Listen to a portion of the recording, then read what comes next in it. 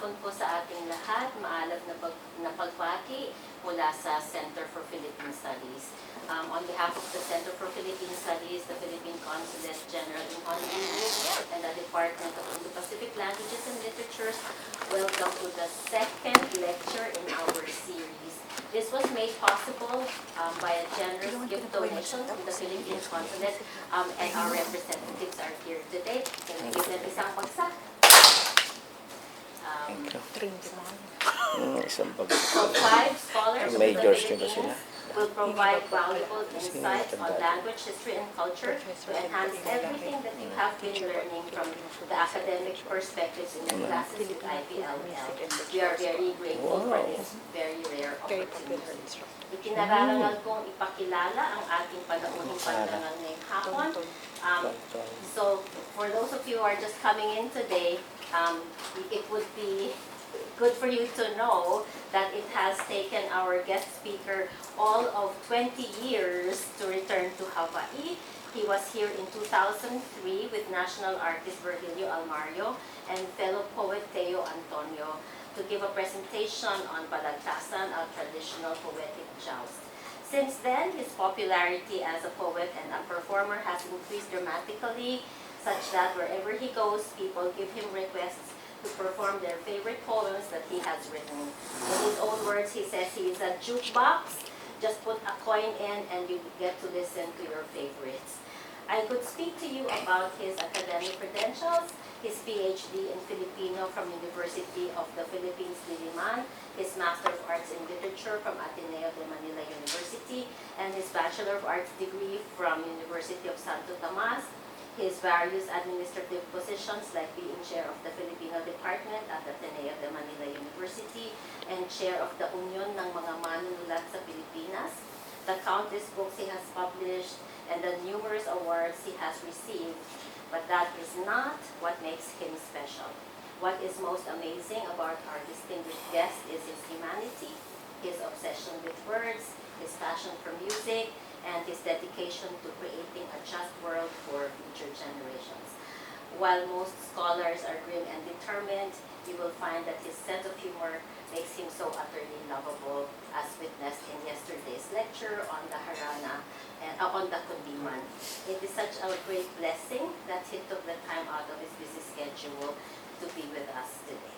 Here to deliver the second of 3 lectures in our series is the Venerable Professor Michael M. Coroza. Hello. Good afternoon. Sorry for being late. I was really trying my best not to be late, but I just couldn't walk faster. And I left my phone on my table in the Lincoln Hall. I was going to come back for it, but it will take much time. So I decided to just go on and be here. Okay, do you hear me at the back? I mean, okay. I'm a bit tired because of that walk. Okay. Now, yesterday I introduced myself, reciting the usual introduction that I do when I performed the Balagtasan. There were those who were here yesterday. I hope you don't mind if I use it again. Huh? Okay. For those who are not here yesterday, I'll introduce to you myself the way I do when I perform the Balagtasan with my friends Teo Antonio and Pivnadera. And with this beautiful, what's this? Gumamela ba ito? Kalachuchi. Okay. How do I introduce myself? This is how I introduce myself in the Balagtasan. Michael M. Coroza. Ako po ay Makata. Mayamang mayaman sa tula at taba. Bagaman ang ama't ina ko ay mula sa Laguna, ako ay taong Maynila. Kaya po ang aking pananalinghaga, hinubog ng traffic, basura at baha. Ako po'y mayroong kabiyak ng dibdib, at saka po tatlong anak na makulit. Sa galak o lumbay, sa tamis o pait, sa markina kami may dampang marikit. Bagaman ang buhay, kung minsan ay gipit, kami maligay at busog sa pag-ibig. Ako po'y lumaking ang napapakinggan, matamis na himig ng ating kundiman. Kaya yaring puso'y umaawit naman ng kundimang handog sa sariling bayan. Kay tamis mabuhay sa sariling bayan, simoy ng amihan, himig ng kundiman, sa hardin ng bulaklak, ang bango ay matinyas, ginto ang liwanag, ligid ng paglingap.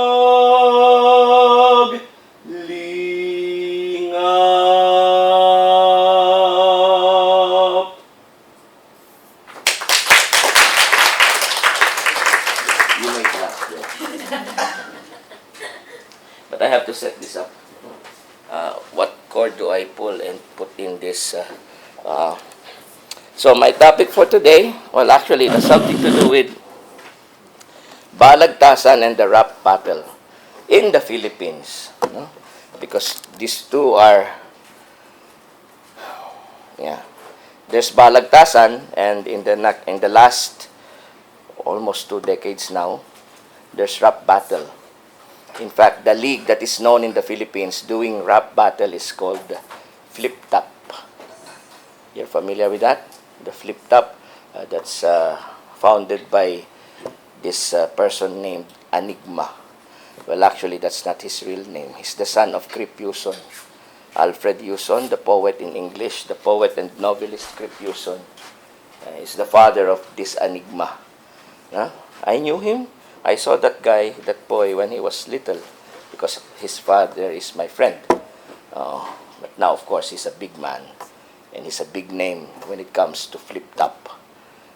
The name Flip Top. So he gets furious when, instead of calling his art as a rap battle, they call it Flip Top. He gets furious because the Flip Top is the name of the league, and their art is rap battle. So it should be rap battle. No? Okay. But yes, Crip Yuson would always console his son by saying, in the Philippines, when something becomes popular, people would refer to it by the brand that it is known. Like toothpaste, the brand that is known in the Philippines is Colgate. So people would call a toothpaste Colgate even if the brand is close up. Yeah. The refrigerator, the first brand that came there was a Frigidaire. So people would refer to the refrigerator as Frigidaire. No? And what else? The Xerox, the copier, your photocopier. The brand that is popular is Xerox. So people would call it Xerox. And so forth and so on. Many, many things. Kodak, yes. The camera, you see, Kodak. The popular brand is Kodak. So now it's a verb in the Philippines. Yeah? Kodakan mo naman kami. Kodakan. Okay. So we'll go to that, well, towards the end of this discussion. But I'll begin with some of the oral traditions in the Philippines. Let us familiarize ourselves first with what do we have as oral traditions. Of course, we have the epics, and we have the lyrical poems that I'm sure you learned from your literature classes. Oh, did you? So, do you remember any of these short poems that were known in the Philippines. What do you remember? What do you recall? You, my friend. Ano? Anong maikling tulang alam mo? Anong tula na alam mo? Wala siya maalala. Lagot ka. Nandito yata teacher mo. Hindi. Poems. Poems.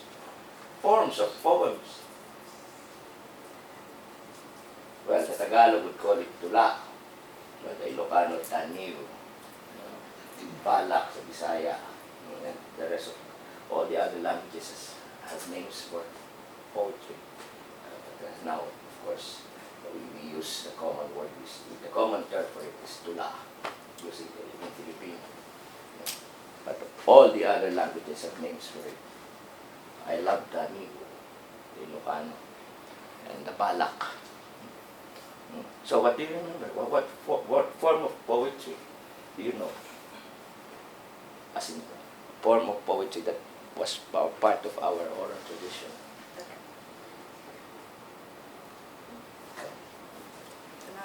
Tanaga, of course. Yes, aside from Tanaga. Well, at least there are 3 common short poems that were part of oral tradition. Tanaga is one.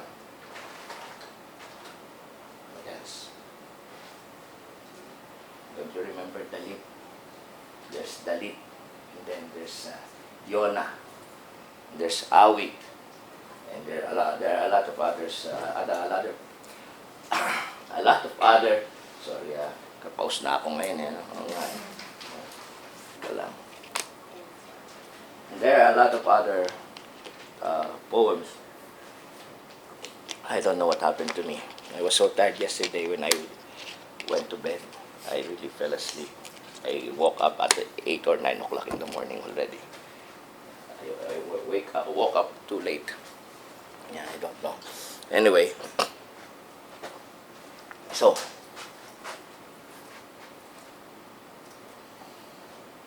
we begin with the orality of poetry.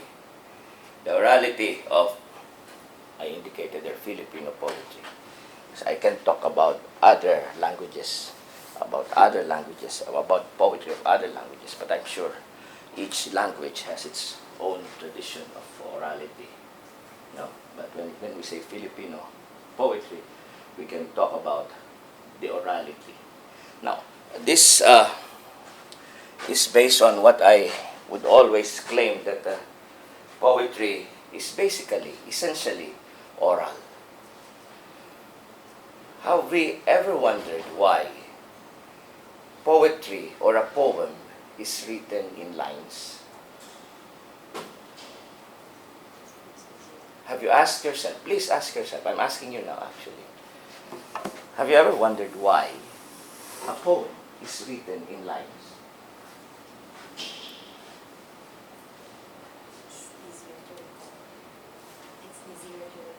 It's easier to recall.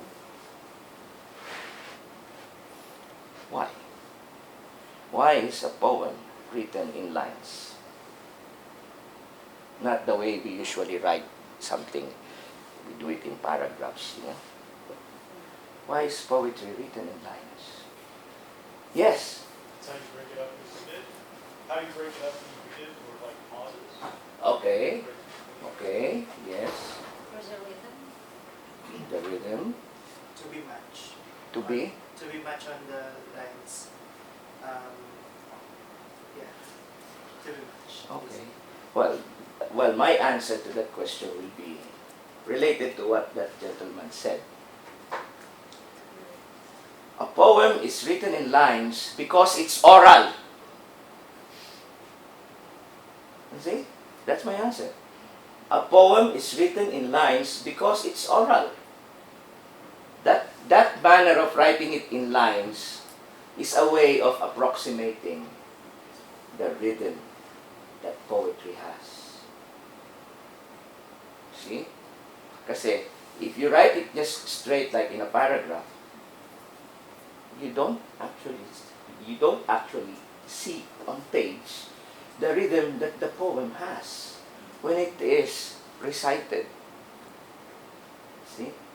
That's my answer to that simple question. Why is poem written in lines? Because it's oral. The way we write poems by line, well, you see, that is our way of appropriating of whatever term you use. The rhythm that the poem has when it is recited. Because basically, a poem is recited. Of course, there have been so much developments with regard to writing poetry, but I am talking about the oral tradition. And in the oral tradition, poetry was definitely oral. And when the technology of writing came, what happened, that manner of reciting poetry was transferred onto the page. And when it's put on the page, the rhythm that we know a poem has must also be seen on the page. That's why.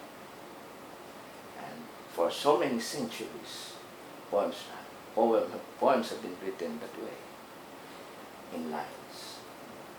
Now you have, of course, the so-called, what do you have? The prose poetry. There are prose poems now. Hello.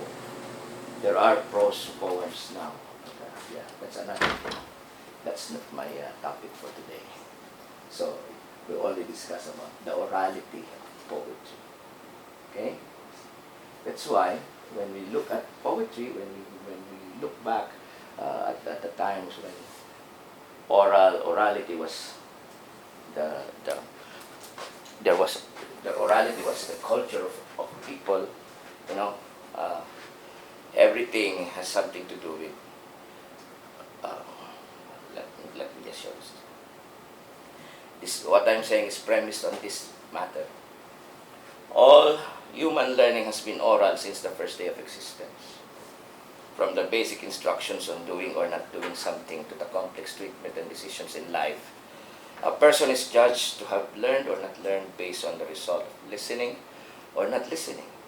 When children make mistakes in doing what they were ordered to do, or when someone gets lost in life, the mother, father, or anyone who guides and cares for them immediately says, "You're not listening." People don't learn because they don't listen and not because they don't read. Whether it's a parent or a teacher, when a child is scolded, they always say, "Oh, you're so stubborn. You're not listening." In the Philippines, if somebody commits mistake, like if a teenager engaged in some beautiful things like being pregnant at an early age, the mother would definitely get furious and scold the child, and then she will say, "Ikaw bata ka, ang tigas ng ulo mo, hindi ka nakikinig." Yan, ganun. Hindi ka nakikinig. No mother would tell the child or the daughter, "Oh, ikaw bata ka, ang tigas ng ulo mo, hindi ka nagbabasa." So, learning definitely is connected with listening. And definitely, of course, we listen first before we could speak.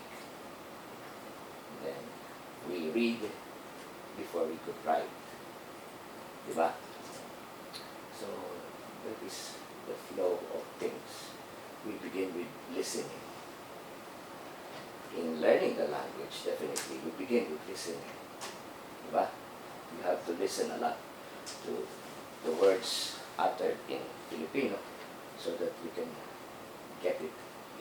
So that will be part of your system. Diba? When my students would ask me, "So how do I improve my Filipino?" You may ask, why are there students like that who are asking me how they can improve their Filipino? Because in the school where I teach, there are students who are not improving Filipino. They belong to that class called Filipino for non-Filipino speakers. And they would often ask me, how could I improve my Filipino? Oh, listen to songs.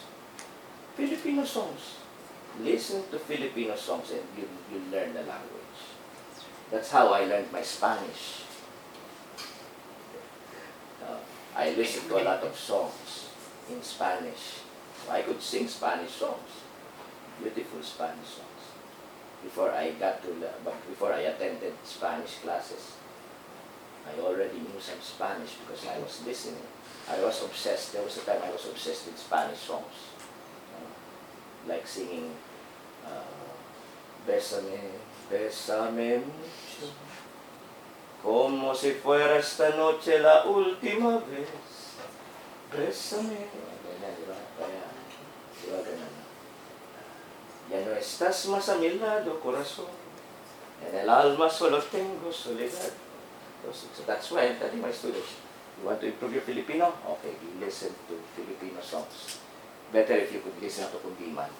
But of course, you don't begin with a kundiman. Especially if they're teenagers, no?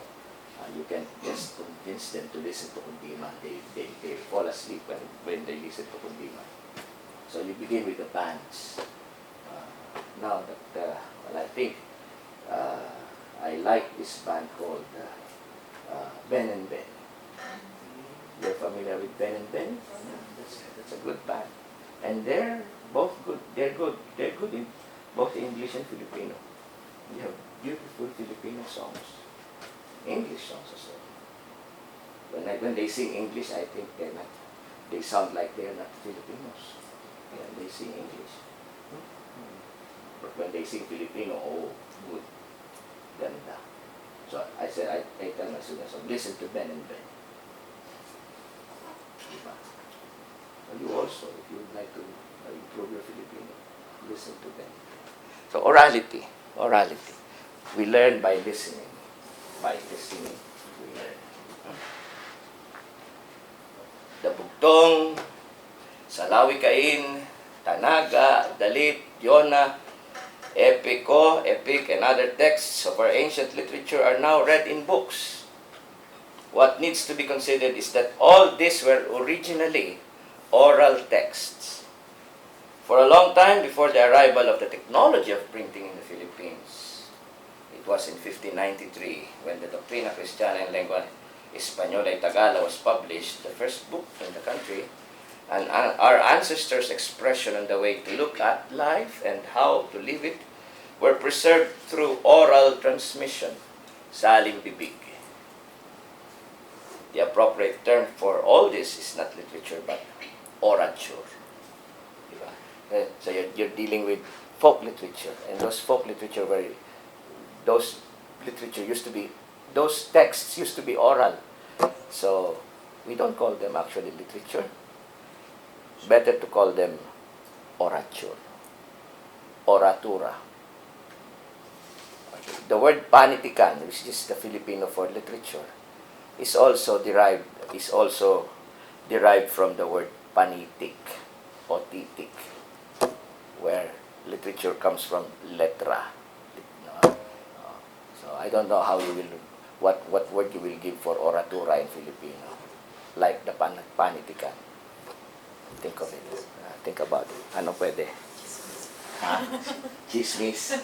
Chismis gusto mo? Pwede nga, no? Chismis nga, no?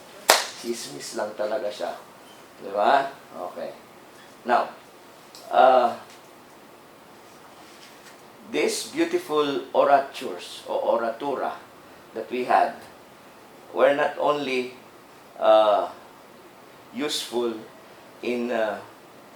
for entertainment. No, definitely not for entertainment. Those oratures that we had were useful in teaching, in making people informed about what's happening, about life, and all about life. No? That's why we had Bugtong, we had Salawikain, and the beautiful poems like the Dalit and the Diona and the Tanaga. When you read those texts that were preserved by the Spaniards who noted down what we had at the time they came when they came to the Philippines, well, those beautiful texts, when you read now, you'll learn a lot about what was happening in their lives before and what were the virtues and the values and the truths that they uh, accepted and promoted in life. Huh? So like, now, one thing that has to be, that we must consider, of course, is in a highly oral culture, before the advent of writing, all experiences and thoughts had to be memorized. So somebody said memorizing earlier, no? So why poetry is written in lines? Yeah? Okay. So of course that's an aid. Writing it in lines. Now we know, well, but at the time of our ancestors, they did not write poetry. They did not write poetry. They recited poetry. They were reciting it. They were singing it. That's why you remember my quotation, my quote from Bien Lumbera yesterday, when Bien Lumbera said that those examples of songs, when found without the music, could stand as poetry. Because that's the case, actually. Those poems that remained, those texts, when found without the music, you can read them as poems, beautiful poems, matalinhaga. Matalinhagang mga teksto. And look, they had to be repeatedly recounted to keep each community member informed about whatever is happening. Chismis nga, sabi mo, di ba? Paulit-ulit. Oh. Now, look at this. In a culture of orality, in an oral culture, and if something important must be learned and remembered, anumang sasabihin, matapos na sambitin, tinatangay ng hangin. That's mine. Okay. If you will quote that, cite me. Anumang sasabihin, matapos na sambitin, tinatangay ng hangin. Whatever you'll say, once you utter it, once it's uttered, it will be blown away by the wind. Okay. That's why the people in an oral culture had to devise some ways by which they could remember their truths, things that they had to remember. Okay? So, poetry was that invention. Poetry was an invention to aid remembering, to aid them in remembering the things that they have to remember. So, that's why poems were functional. They're as important as all their equipments and all other things that they use in agriculture, in fishing and everything. Poetry was there for them to remember what things they should remember, that they should be able to remember, to go on with life. So that's the function of poems. They were functional. They are not for entertainment purposes or for whatever resource that we may have now in writing poetry. At the time, the poem was owned by the community. That's why there were no authors. Now if you will find those texts, you'll just put under it anonymous.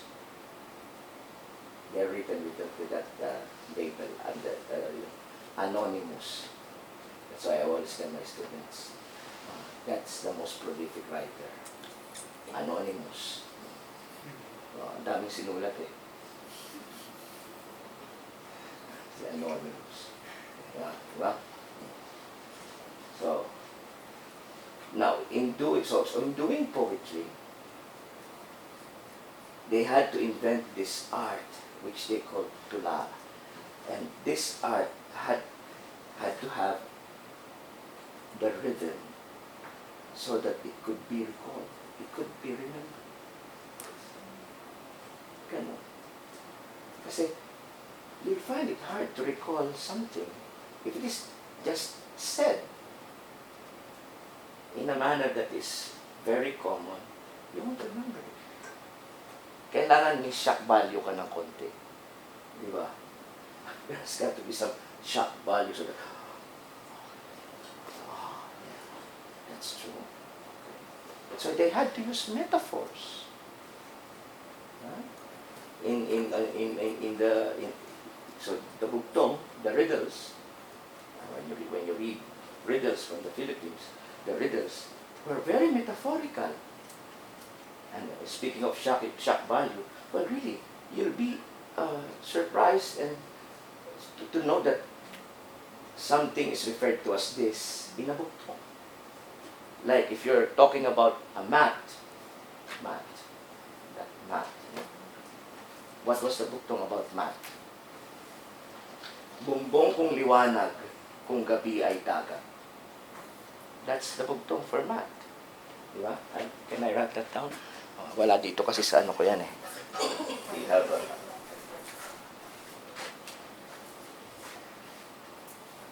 ayan. Ang laki nung screen natin kahapon. Ano? Saan ba ako? Oh, which can? No. Here. I can write it. Yan na yung size ko.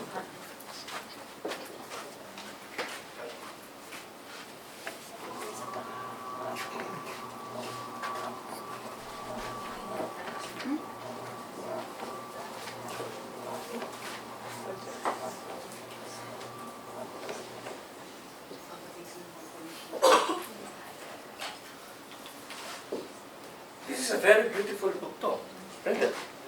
Bumbong kung liwanag, kung gabi ay dagat. Banig is mat. I hope you're familiar with the mat. What you have now are mats that are made of plastic. But they used to weave mats in the Philippines. It's something that is weaved.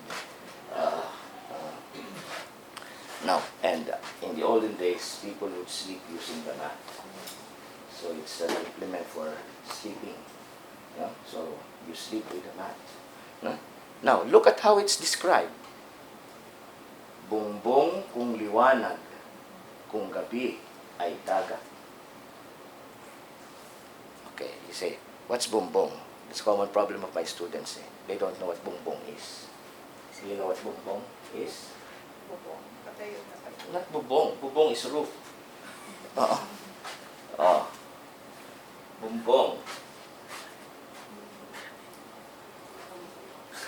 So, here, the banig is described as bumbong kung liwanag, kung gabi ay dagat.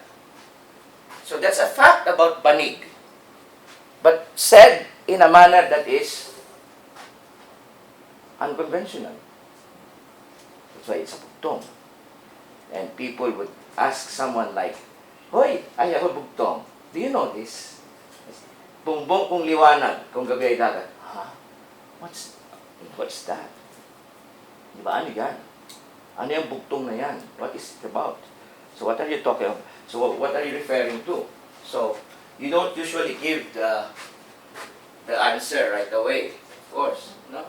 So I just made it my title here to make it appear like a poem. Well, in fact, it's a poem. It's a very beautiful poem. See? It's metaphorical, highly metaphorical, and count the syllables and you'll see that whoever made this bugtong prior to the coming of the Spaniards in the Philippines was very aware of what to do when it comes to verbal arts. He knew how to count syllables and to make the number of syllables the same so that it can become beautiful and it could be remembered. Bumbong kung liwanag, kung gabi ay dagat. Each line has how many syllables? 6. And that is very common among all the poems, all the oral poems that we have in the Philippines, in all languages. And that kind of rhyming that we do, for some people who are not aware of the tradition in the Philippines, words that end with G and T, they rhyme. If the vowel that precedes it are the same. A. That's the way to rhyme. So some would call it imperfect rhyme. No, we don't do perfect and imperfect rhyme in Philippine. We just say they rhyme, they don't rhyme. Right? By the way, there's a textbook now proliferating this idea of the perfect and imperfect rhyme, which is very gusto kong mang-away ng tao. Well, yeah, because they're teaching, because the author of the textbook is not at all aware of what was the tradition. Instead, he just translated what was in English. So in English, there is perfect and imperfect rhyme. So he just translated it into Filipino and called it tugmang ganap at di ganap. But that's not the tradition that we had. That's not the tradition that Rizal codified in his work in 1887. Yes, Rizal did this Tagalish Verskunst. Tagalish Verskunst. German. The title is German. Tagalish Verskunst. Rizal wrote that when he was in, of course, Germany, when he was asked to deliver a lecture about Philippine culture and or arts, and he, of course, opted to deliver a lecture about poetry, and he called it Tagalish Verskunst. In that text, he codified the rules on rhyme and meter. That's why when you translate that into English, Tagalish Verskunst, that means metrical arts. It was translated into Spanish, Arte Metrica del Tagalog. And of course, it was translated into Tagalog, Sining ng Tugma at Sukat. That's the work that this author, who's now promoting the idea of tugmang ganap and di ganap, did not read. Too bad. And I'm sad. In fact, sorry, I had a chance to talk to him. And I told him, you know, there's something wrong with your textbook. And I'll just accept what you said if you'll allow yourself to be shot in Luneta. Because the one who codified the tugma at sukat, the rhyme and meter in the Philippines, was shot in Luneta. Can't match that. Anyway, well, at least a lot of people now are reconsidering going back to the tradition of the tugma at sukat codified by Rizal. Rizal based his codification from Balagtasan, Florante at Launa. Because if you will now use that rule on ganap and di ganap, you'll find that many of Balagtasan's stanzas won't have rhyme. But that's not the case. The poem, Florante, that long poem of Balagtas, Florante at Launa, is a magnum opus. It's an obra maestra. And how don't you think it will be very confusing for people to say, this is a magnum opus, but how come there are no rhymes in most of the stanzas? Well, because you might be following the rule on the ganap and di ganap instead of what was actually the tradition that Balagtas followed during his time, and what should be followed even up to now. And in fact, most poets, even today, who are aware of that tradition of rhyme and meter, would follow that, not the ganap and di ganap. Yeah. Pasensya na kayo, parang taray ko, no? Okay, but you see how beautiful this is? The shocking value. If you look at bumbong kung liwanag kung gabi ay dagat, Sabi ko sa inyo, if the person is simply, if whoever was the poet of this poem, of this bugtong, if he was simply describing banig, why bumbong kung liwanag and kung gabi ay dagat? Yeah? Diba? So, bumbong is not bubong, but, bubong is roof. Bumbong is one word that can, bumbong is cylinder. Yeah, you remember puto bumbong. That's why. Yeah, you remember puto bumbong. So, of course, it's used in that phrase, ang puto bumbong. So, cylinder yan. And the natural cylinder that we have in the Philippines is the natural cylinder, not the aluminum type. Kawayan. Bamboo, kawayan. So, ang bumbong,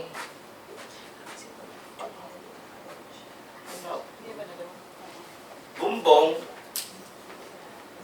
well, could mean kawayan.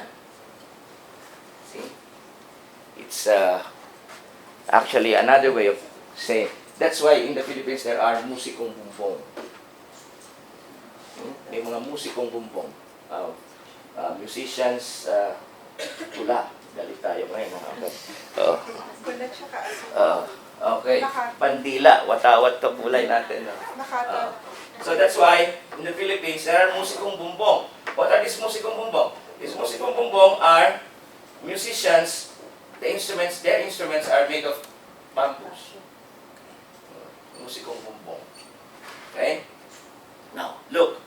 If you look at the poem, what is being described is the banig. You're familiar with this, bugtong, huh? So, when is banig bumbong? During the day. Diba? It stands like that. It's rolled, and it stands behind the aparador or pinto. Diba? So it stands like that during the day. But at night, it's spread on the floor, and it's like that. Diba? Beautiful. Actually, if you heard this poem the first time, and you know the answer, your question will be, what is that? It also tells you about the strong relationship of indigenous peoples to their environment. Yes, Where they are. definitely. Yes. But then, if you consider first the way it's constructed, what is it? What animal is this? What beast is this? Is it a transformer? Why? Because during the day, it looks like a bumbong. But at night, it looks like the sea. Anong halimaw yan? Diba? So that's the shocking value there. Yeah, if you confront the poem, what animal is this? What magical creature is this? Yet, it's not magical at all. It is simply banig. But the way it's presented, the way it's described, that's a metaphorical. Ang bigat ng pagkakalarawan. Di ba? Now, of course, it tells about a lot of things with regard to the people's relation with their environment and with what they had, what were their implements at the time this bugtong was created, of course. And of course, you can come up with a lot of readings of this poem. In fact, I wrote a 10-page essay about this bugtong, this bugtong. I can share it with you, but it's in Filipino. Interpreting the bugtong. There are many ways by which you could interpret the bugtong. But the point now is we're dealing with the oral tradition, and the oral tradition is like that. The verbal art, the poet was conscious of using rhyme, meter, and metaphor. That's why when he or she recited his poem, her poem, the listener listens attentively, curiously. And that's the bisa, that's the effect of orality. Because you don't read the text, you just listen to the text. Unlike if you're reading the poem, you have all the time to read it. If it's a very difficult poem, you can spend all the rest of your life reading that poem just to come up with a 2-page essay. But if you're listening to the poem, how else can you understand it? By listening. That is why there has got to be some way by which you could relate to the poem, you could understand the poem, you can remember what is being said. Kaya nga may tumatsukat. So, functional, the rhyme and meter was functional. It was never a design. Some people now think that using rhyme and meter when you write poetry is a way of making your poem beautiful. No. During the oral tradition, in an oral culture, it was functional. Now they only think of rhyme and meter as burloloy. How do you translate burloloy in English? Accessory. Accessory lang. No, the rhyme and meter then was never an accessory. It's a burloloy lang. Di ba? Functional talaga siya. And that has been the tradition since time immemorial when the Spaniards came to the Philippines, until the time of Balagtasan, until the time of the poets in the early 20th century, until this day. There are poets who do rhyme and meter in their poems, myself included. I write with rhyme and meter. And for me, it's not just an accessory, it's functional to my poem. And in the practice of Balagtasan, the rhyme and meter is very important. Okay? Now, look. Here are some examples of Dalit, Tanaga, and Diona. Now, this type of poems were not just recited. When recited, of course, you can easily remember them because of the rhyme. If you think you were not able to recite it properly, you have the rhyme to refer to so that you would know, mali yung bigkas ko. Halimbawa, sinabi mo, remember this saying, ang di lumingon sa pinanggalingan, di makararating sa paroroonan. So pag sabi mo, ang di lumingon sa pinanggalingan, naliligaw, anong landas? Parang mali yata yung sinabi ko. Diba? Okay. Ang di lumingon sa pinanggalingan, may stiff neck. No. Pero alam mo na tama yung sinabi mo, you would know if you can say, ang di lumingon sa pinanggalingan, di makararating sa paroroonan. Yeah, that's the way my Lola said it. Okay, that's it. Okay. So you have the rhyme to go back to so that you would know that it's the right thing that you're reciting now. Okay? So like that one.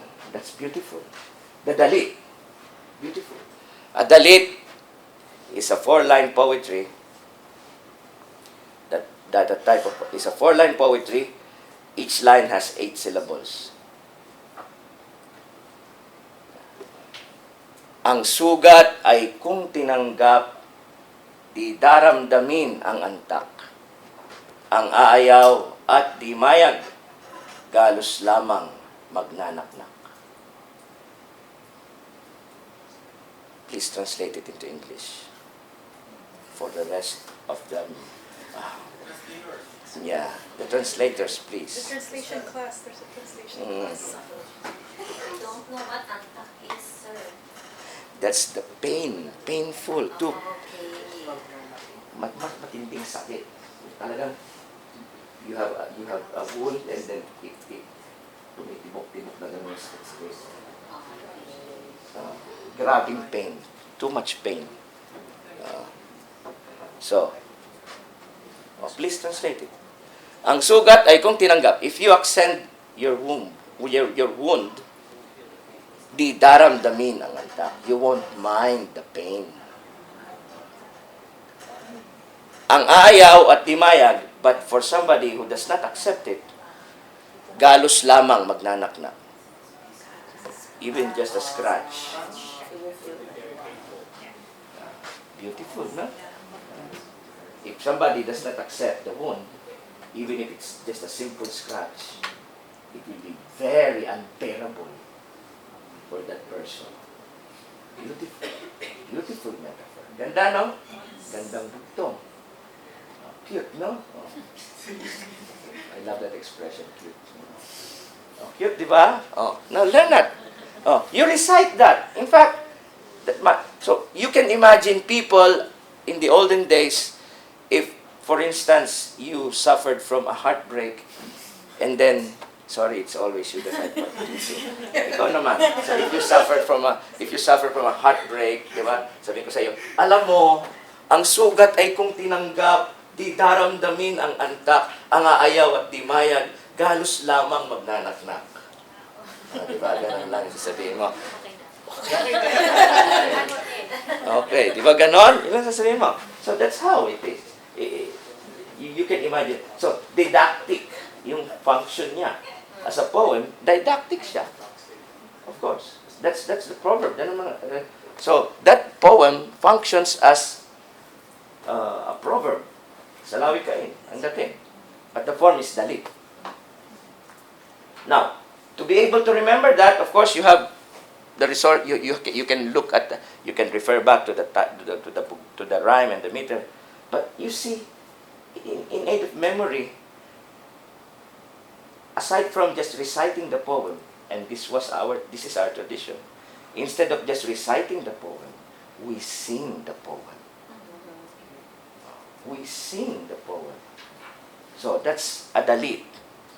There are preset melodies to sing that can be used to sing that dalit. So that you can recall, you can remember, and you can share it with other people. Huh?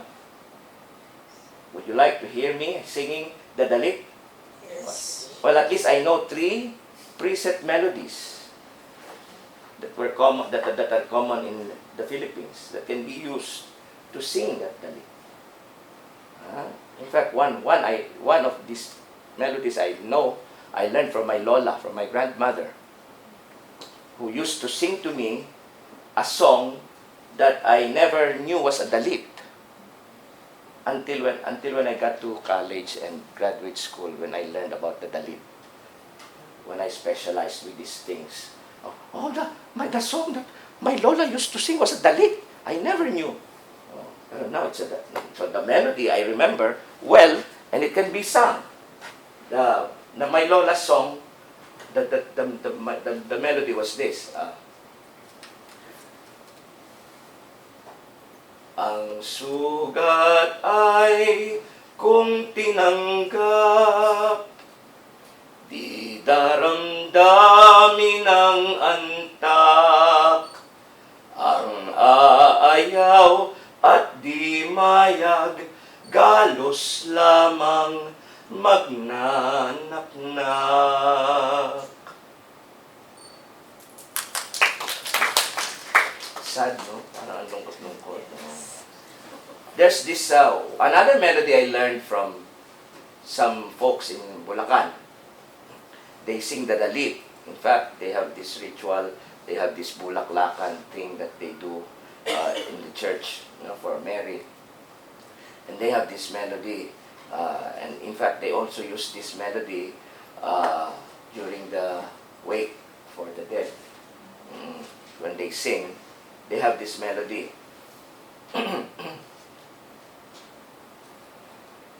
Ang sugat ay kung tinanggap, di daramdamin ang antak, ang ayaw at di mayag, galos lamang magnanaknak. Beautiful melody. Well, actually, the stanza that I heard that those people using when they sing using that melody was this. Sa Diyos natin ialay, kaluluwa ng namatay, patawarin kaawaan sa nagawang kasalanan. Yeah. And when they're poking some jokes to people, they had this stanza which they sing using this melody. This is a joke. It may not be very politically correct now, but it's a joke, ha? Ganito lang.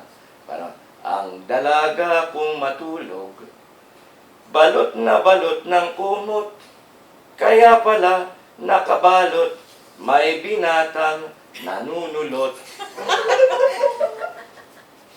So of course they can't understand the rest of it. Okay. Kasi di ba, in the olden days, people would sleep on the floor with a mat, and then the floor is just made of bamboo, and there's a space between each bamboo, and then under the house, there were nothing under the house, so yung silong, no? So the binata would know where the dalaga is, and he will. So that's why the dalaga, when sleeping, she's covered with the blanket. Oh, why? Why? Because she doesn't want her parents to discover that somebody down under was doing something to her. Oh, that's bad. Anyway, you don't do that. I don't think they're still doing it. They're doing a lot worse than that now, maybe. Anyway, so another melody for the Dalit comes from Iloilo. Ilonggo ka, di ba? Oh. So, another melody is from Iloilo. Ang sugat ay kung tinanggap, di daramdamin ang antak, ang aayaw at di mayag, galos lamang magnanaknak. That's ili-ili tulog anay. That's the Ilonggo. And that is why the ili-ili tulog anay, when you analyze its form, it's a Dalit. That's Ilonggo, that's from Iloilo, that's from Hiligaynon language, and it's a Dalit. So that means the Dalit is not only common among Tagalogs. Even in the other regions, even in the other languages, there's Dalit. No? No, if you go to Manila and you don't want to be very sad in singing that song, so that I can comfort my friend by telling her this, because she suffered from a lot of pain, I'll simply sing it this way.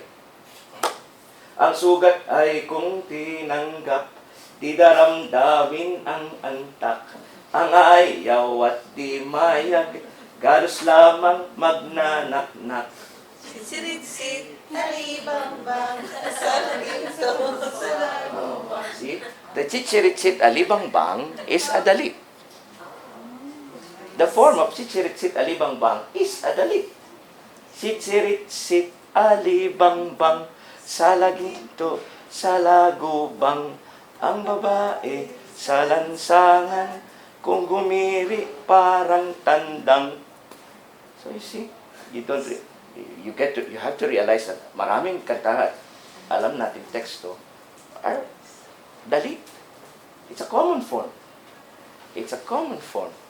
Part of the oral tradition. No? So, di ba? Eh, ang daming version ng tsitsirit-sit na yun. Di ba? Ali-aling namamayong pasukubin, yaring sanggol, pagdating sa Malabon, ipagpalit ng bagoong. Well, that's a song that they sing to scare the children. Mothers would sing that song to their child so that the child will sleep. Ay, ito, look at this child, ayaw matulog. Biglang, ali-aling namamayong, pasukubin, yaring sanggol, pagdating sa Malabon, ipagpalit ng bagoong. So the child, pagpapalit ako sa bagoong. Diba, ganun din. Mama, mama, namamangka, pasakayin niya ring bata. Pagdating sa Maynila, ipagpalit ng manika. Oh, I'd rather, para bang gusto sabihin ng nanay, I'd rather have a doll than a child like you who doesn't listen to me. Oo. Parang ganun. Wow, ano yung bata, traumatic, no? Traumatic yung experience. But you see, and they sang that. My mother used to sing to me, although she was not a good singer. She's out of tune.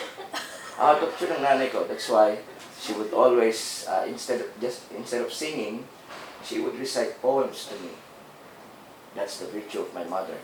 I learned Balagtasan early because she would recite stanzas from Florante at Laura, which she learned in high school. And she would recite to me so that I would sleep. Oh, she did that to me. That's why I owe it to her, because through her, I learned early the Balagtas poem. So malamit nawa nanay ko.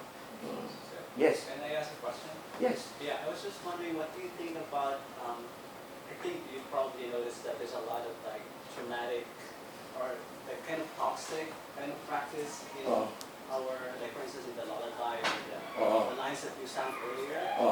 Why do you think that is the case? Like in many of our, like pagpalit ng manika, pagpalit ng bagoong, is that supposed to be like about obedience, like emphasizing obedience among the children? Like, Nalala ko. Tinatakot lang yung bata. Well, actually, that's one way of imposing discipline to the child. That's their way of doing it. But now you don't do that. yeah. But it's not only in Filipino, because rockabye baby on the tree top, when the bow breaks, okay, they'll rock and, what's that? The baby will fall or something. Yes, yes. That used to And we sing it and like, the baby will be traumatized. Yeah. So that was the practice before. But now no more, of course. So at least we have developed. We have been more civilized. So we still sing it. Well, but our grandparents, they used to have that. But they were good people somehow. My grandparents and my parents, they were good people. They grew up listening to those kind of songs. Now, So we need to instill fear in our children. no, we don't. That's why I'm telling you, but it's part of our tradition. But now no more. Diba? You don't do that now. So much has changed. I mean, masyado nang nagbago maraming bagay. Diba? Hindi na, at marami nang, ngayon lang the mental issues, these things, especially after the COVID, dami-dami nang nagbago. You can't just do that anymore, unlike before, di ba? Okay. So anyway, so that's those are that's the dalit. No? But if you hear a song like this one, it's not instilling fear. You know, it's a good it's a value that you can live with. You know, to learn how to accept the pain that all of us have go through, diba? And then of course, to overcome it later. Now the other one, the Tanaga. So the Tanaga is a poem of 4 lines. Each line is 7 syllables. 7 syllables yan. Ha? Nang walang biring ginto, doon nagpapalalo. Nang magkaginto-ginto, doon na nga sumuko. Well, you might not understand the word biring. That's an old word. Very old word. Means butil. Butil. That's, how do you say that in English? Papalalo means to persevere. Ah? What does nagpapalalo mean? Palalo means mayabang. Oh. Palalo is mayabang. Humble. Humble. Boastful, yung ganyan. Brag. Yung ganyan. So, nang walang biring ginto, so this is a poem about the palay. The palay. The rice. So, if you look at the stem of the palay, di ba? The palay, When there's no butil yet, it's straight, like that. Palalo, meaning ang yabang. Diba? Ganyan palalo. Huh? Now, once there are butil now, yung the palay, yung the grain, it starts to bow. See? So it's now a bugtong and a salawikain at the same time. It's a riddle and it's a proverb. Riddle, why? Because you will see it's a palay. Because once there's no butil yet, straight. Ganun yung mayabang, diba? Parang hindi mababali yung leeg. Palalo. Napakapalalo ng taong yan. Tapos, pagka nagkaginto na, saka bigay nagiging humble. Hindi mo suko eh. Nagiging humble. Diba? So, it's a bugtong describing the palay, and it's a sanawikay. Parang tao. Diba? Walang-wala, pero kumakaasta. Pero meron pala, napaka-mapagpakumbaba. Diba ganon? You know of people like that. Walang-wala, yabang. Pero, ang dami-daming meron siya. Para rin somebody whose age, like when somebody is young, parang kaaway niya buong daigdig is against everyone. Palalo. But when he's aged, gracefully, biglang, finally, everyone is my friend now. This will never happen.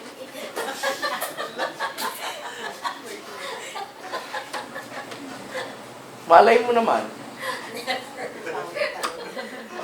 But that is what is being said in the poem. Diba? Na sometimes it happens. Sometimes. I'm the exception. Yeah. Diba? Beautiful. And you can also sing the Tanaga. What melody can we use to sing the Tanaga? The Tanaga is a common form also, and I found a melody from Pangasinan for the Tanaga. So this folk song, their folk song there in Pangasinan, called Walay Manukuntaras, is a Tanaga. The form of the stanzas are Tanaga. The stanzas are in the form of Tanaga. Walay Manukuntaras. Walay Manukuntaras, bagsit ya mela-mela, mela-mela. If you sing that melody, nang walang biring ginto, doon nagpapalalo, nang magkaginto-ginto, doon na nga sumuko. Ganon. It's a melody from Pangasinan. But there's a more common melody that when I was a student in our music classes, we used to sing this. Yung Magtalim Hindi Biro. Magtalim Hindi Biro is in the form of Tanaga also.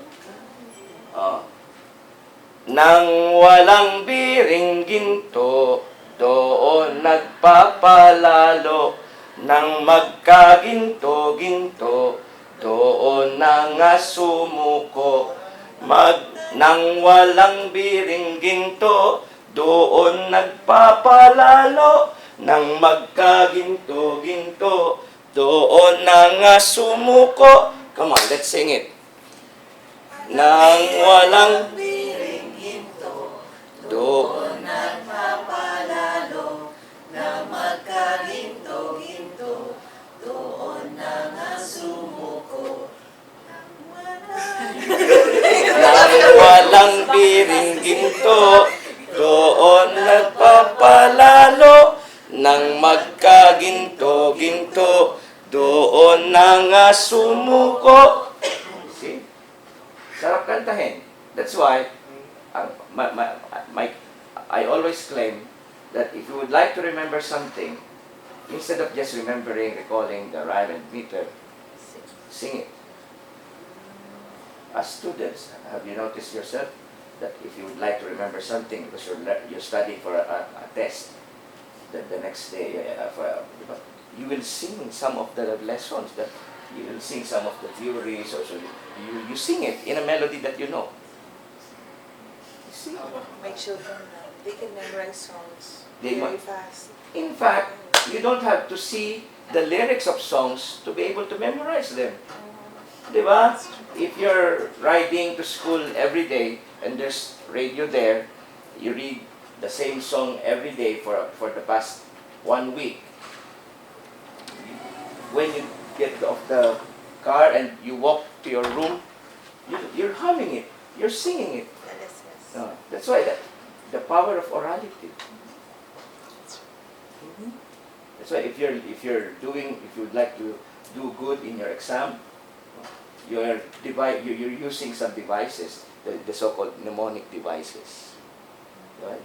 So that you can remember, diba? Oh, so the rhyme and meter serve as mnemonic devices, and singing that the poem is another way of to memorize it, to remember it. Kaya napakaganda. Tinutula mo na, kinakanta mo pa. Diba? Cute. Oh, well, the Diona, I'm still looking for that melody that can be used for Diona. Because it's a difficult stanza, 3 lines lang. But one thing I'm proud of the Diona, it's our form that is closest to haiku. The haiku has 575 lines. The Diona has 7 syllables per line. So instead of using the Diona, why not? Instead of using the haiku, why not use the Diona? Well, there's Pantun, of course, from the Bahasa, Malaysia and Indonesia, that is close to the Tanaga and to the Dalit. So if they have that, why won't we recognize our own tradition and our own forms that we have? These are forms that can be learned, and you can write a lot of Tanaga and Dalit. For an exercise, you can write. If you're a beginning poet, for an exercise, you can write Tanaga and Dalit. In fact, the virtue of writing short poems like this is that your skill in using words are tested. Because if you have, this is the principle, you are creative if you are able to come up with something great with limited resources. If you have a lot of resources and you only come up with a mediocre work like that, you're not creative. You're wasteful. Mapagsayang ang tao pagka ganun. Parang you're given 2 million pera. You're given $200 million and you're able to come up with that. But you're given $100 and then, sorry, baka maging political yung sasabihin ko. Parang gusto ko nga sabihin eh. So, anyway. Diba? That's the virtue of writing short poems like this. You come up with a great idea, you are able to say something great by saying less. Diba? That's the beauty of poetry. You are saying a lot by saying less. Our ancestors had that. They knew that. They're capable of that. Ang dami yan. You can look for a lot of examples of Tanaga and Dalit, I'm sure. They're now in the internet. No? But if you are interested in learning a lot more about this, Tanaga and Dalit, you can look for Bienvenido Lumbera's book, in Tagalog poetry. That was his dissertation in Indiana University long time ago. And it came up and it was published into a book in 1986. Also, you can look for Virgilio Almario's Taludtod at Talinhaga. That's one book that is discussing these things. the virtue of all this poetry, this all these poems that were part of the oral tradition. Ha? Pero yung dulo, yung Diona, magkapatid mang buo, kung di ka puwasuyo, parang pinsang malayo. Cute, no? Kaya sabi ng iba, di ba, sa ibang mga Pilipino, buti pa yung hindi ka mag-anak. Minsan pagka mag-anak mo, mas kaaway mo. Oh, yan. May gano'n, eh. You see, so they were able to express things that we all experience even today. So if you look back at these traditions that we had, the oral traditions that we had before, maybe sasabihin mo, oh, it's not something new. What I experience now has always been there. Di ba? Okay. Sige. Ay, pa. Oh, pasyong mahal. The example of a poem that's being sung is the Passion. It's a very long poem. Several thousands of stanzas. Ilang libo yun. Lalo, especially that one, that thick book that is being used during Holy Week in the Philippines. Kaya haba-haba ng mga kinakanta yun. See, that's why I tell my students, oh, so you see, when you go to a pabasa, you don't just read the poem. You don't see people joining the pabasa and they tindig mga taong lahat ng atuka ng kamandag. No, you don't do it that way. If you join the pabasa, you will sing the stanzas of the poem from stanza 1 until the end. And that's too many. And the singing will last like 2-3 days. And if the singing is too slow, it will take 1 week to finish the whole book. Singing the whole book. From day 1 to up to Holy Friday, 3 o'clock. They have to be finished singing before 3 o'clock of Holy Friday. You see? And they sing it. How do they sing that? Tindig mga taong lahat, nangatuka ng kamandag, kasalanay parang ahas, magpagamot, magpatawak, sa kay Kristong manglulunas. And there are several melodies used to sing that. That's the most common melody. That's the most common. There are other melodies. In Pampanga, there are beautiful melodies in Pampanga. In fact, very dramatic melodies. I watched one pabasa in Pampanga. I observed one pabasa in Pampanga. Wow, they really sang it well. And there are movements while singing it, especially during certain parts. They're doing a lot of things aside from singing it. Okay? Yeah. So, pabasa is one example of a poem being sung. That's why I always say the pabasa is the resurrection of the epic that was lost to the Tagalogs. The Tagalogs lost their epic. In the Philippines, those places where the Spaniards dominated, all epics were lost. That's why only in those areas, in the mountainous areas of Cordillera and the Panay, where the epics were left, and some were in Palawan. But in the central cities like Manila, the Cebu, and others, they lost their epics. Because that's the first thing that the Spaniards had to eliminate, so that they can push their faith among the people. Because the epics were basis of the faith of people. It's oral history. And all their beliefs are in their epics. That's why there are certain, in some groups of people, in some groups of people in the Philippines, when they are celebrating, like feast, celebrating harvest or where they're doing, there are marriages or whatever rituals they have, there are portions there where the epic is sung. Kinakanta talaga yung epiko. Why? Because it's the basis of their faith. Nandun yun. Yung pananampalataya. Now, among the Tagalogs, the Passion, wow, God. But when Gaspar Aquino de Belen wrote the Passion in 1704, 1703, and it was published in 1704, they began singing it. And beautiful. Now it's a tradition. We sing the Passion. I'm yet to see a pabasa where the Passion is not sung. Instead, just read. Ewan ko.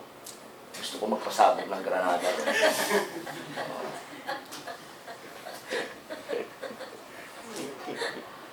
Di ba? Okay.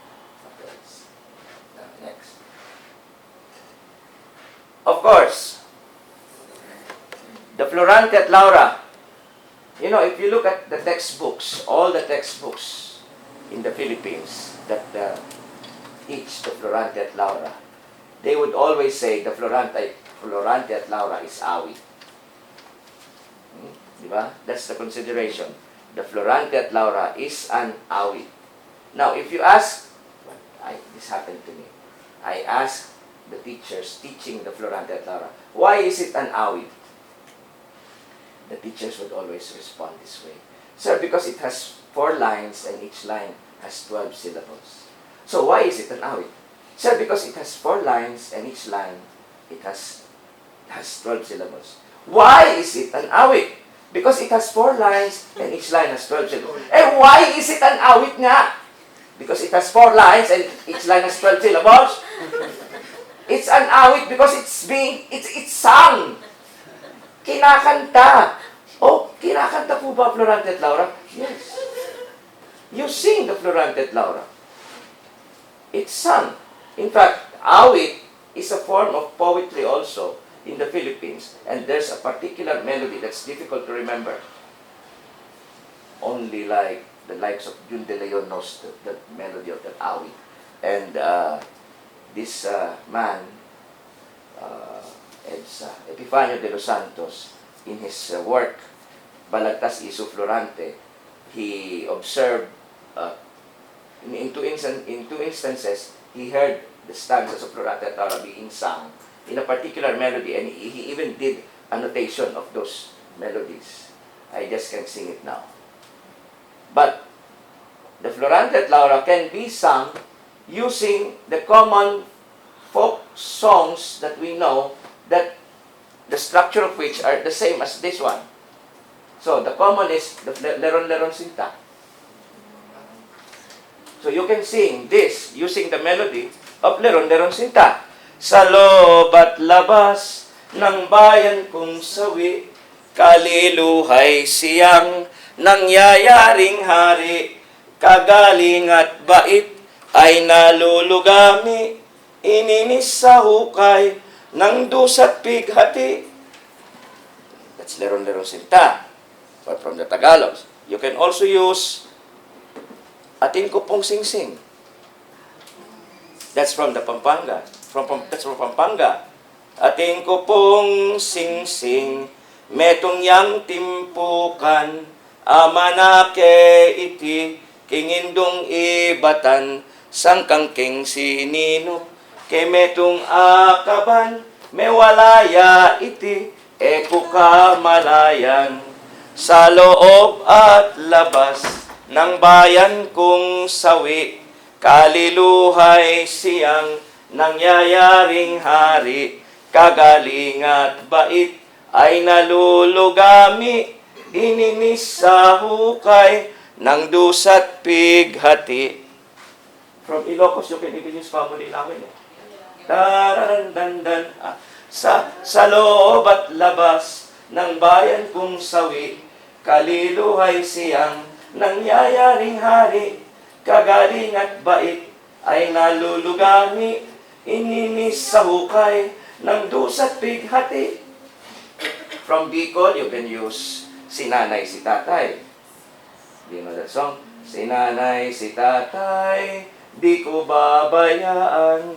Balakid na buot ang sakuyang utang. Si pagdaras ako ning siyam na bulan, gatas na dinudo, di ko mabayaran. Ganda ng kanta na yun. That's a beautiful song from Bicol. Si nanay, si tatay, I can't pay them back for taking care of me, my mother for taking care of me for 9 months, and the milk that she gave me, I cannot pay. Ganyan ang kanta. You can use that melody para mas maging malungkot. Sa loob at labas ng bayan kong sawi, kaliluhay siyang nangyayaring hari. Kagaling at bait ay nalulugami, ininis sa hukay ng dusat pighati. And now the Joselinong Baliwag yesterday, you can use this for this. Because Joselinong Baliwag, the lyrics of Joselinong Baliwag were written in this fashion. 4 lines each, in stanza 4 lines, each line with 12 syllables. Kaya pwede mo rin gamitin. Sa loob at labas ng bayan kong sawi, kaliluhay siyang nangyayaring hari. Kagaling at bait ay nalulugami, ininis sa hukay ng dusat pighati. Sorry, pause na ako talaga. Dali lang Tubig. Excuse me.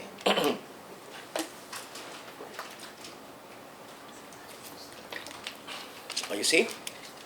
That's why whenever you hear people saying, teachers especially, when they're teaching, when they're telling their students, the Florante at Laura is an awit. It's a song. Okay, so it's not just a song because it has 4 lines and each line has 12 syllables. It's awit because it's sung. Kinakanta ito, and it can be sung several ways. See? Okay? And somebody asked me, can we rap it, sir? Yes, why not? Rap is oral. Rap is part of oral tradition. So can you rap that poem? Why not? I won't mind you doing a rap of doing the whole thing, the whole Florante at Laura, you rap it. Okay, fine. Sa loob at labas ng bayan kong sawi, kaliluhay siyang nangyayaring hari. Kagaling at bait ay nalulugami, ininis sa hukay, nandu sa pighati. Yo!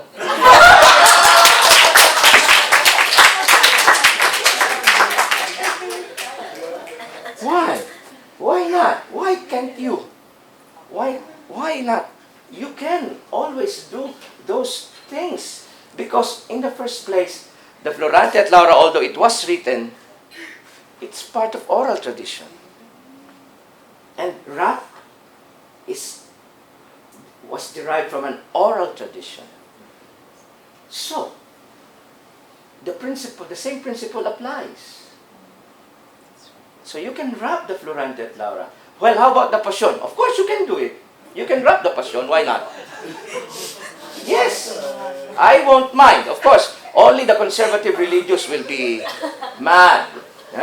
They'll be very furious if they hear you doing the Passion in a rap way. Oh my goodness. Sabihin nila, patawarin kayo ng langit. But Jesus Christ Superstar, the rock opera. Yeah, kaya nga. Rock opera, rock. See? So you can rap the Passion, you can rap the Florante at Laura. And the Dalit, yes, you can rap those Dalit. But I was very particular with Florante at Laura because it's a common text that is being read all throughout the Philippines in high school. Second year high school students read the Florante at Laura. And when they read it, they just look at the page and they just memorize it. Yeah. And the students are bored. So teachers would ask me, what can we do, sir? You sing the Florante at Laura. Kaya nga, awit yan I-rap ninyo, matutuwa yung mga bata. And then in the graduate school, I was teaching. I teach in the graduate school. There was this graduate student, new teacher. She was in her second year of teaching. I told her I gave them this lecture, and this new teacher in a public school in Quezon City did what I told her, what I told the class. She asked the students to sing the Florante at Laura, and they even do a rap. Ngayon, you know what the how do you call that? The head teacher, not the principal, the head of the department of Filipino, the department head of the Filipino department. The department head heard what is going on in the class, and reprimanded siya. Why are you doing that? Ma'am, because I learned from Dr. Coroza that you can sing. No! Sabi daw nung head. No, you don't sing the Florante at Laura. You memorize it, you recite it, you read it well, and that's it. You don't sing it. Later, at the end of the year, nag-resign yung Oh no, tell her to come here. Yeah, she could Teach come with here. us. Oh.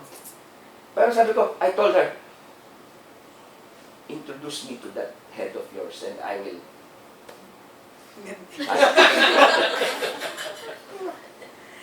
Anong gusto niya gawin mo? May memoryahin mo lang yung Florante at Laura, gano'n? Memorya ka ng memorya, hindi mo naintindihan. But if you sing the Florante at Laura, it will get into your system and you'll start memorizing it and you start learning it beautifully.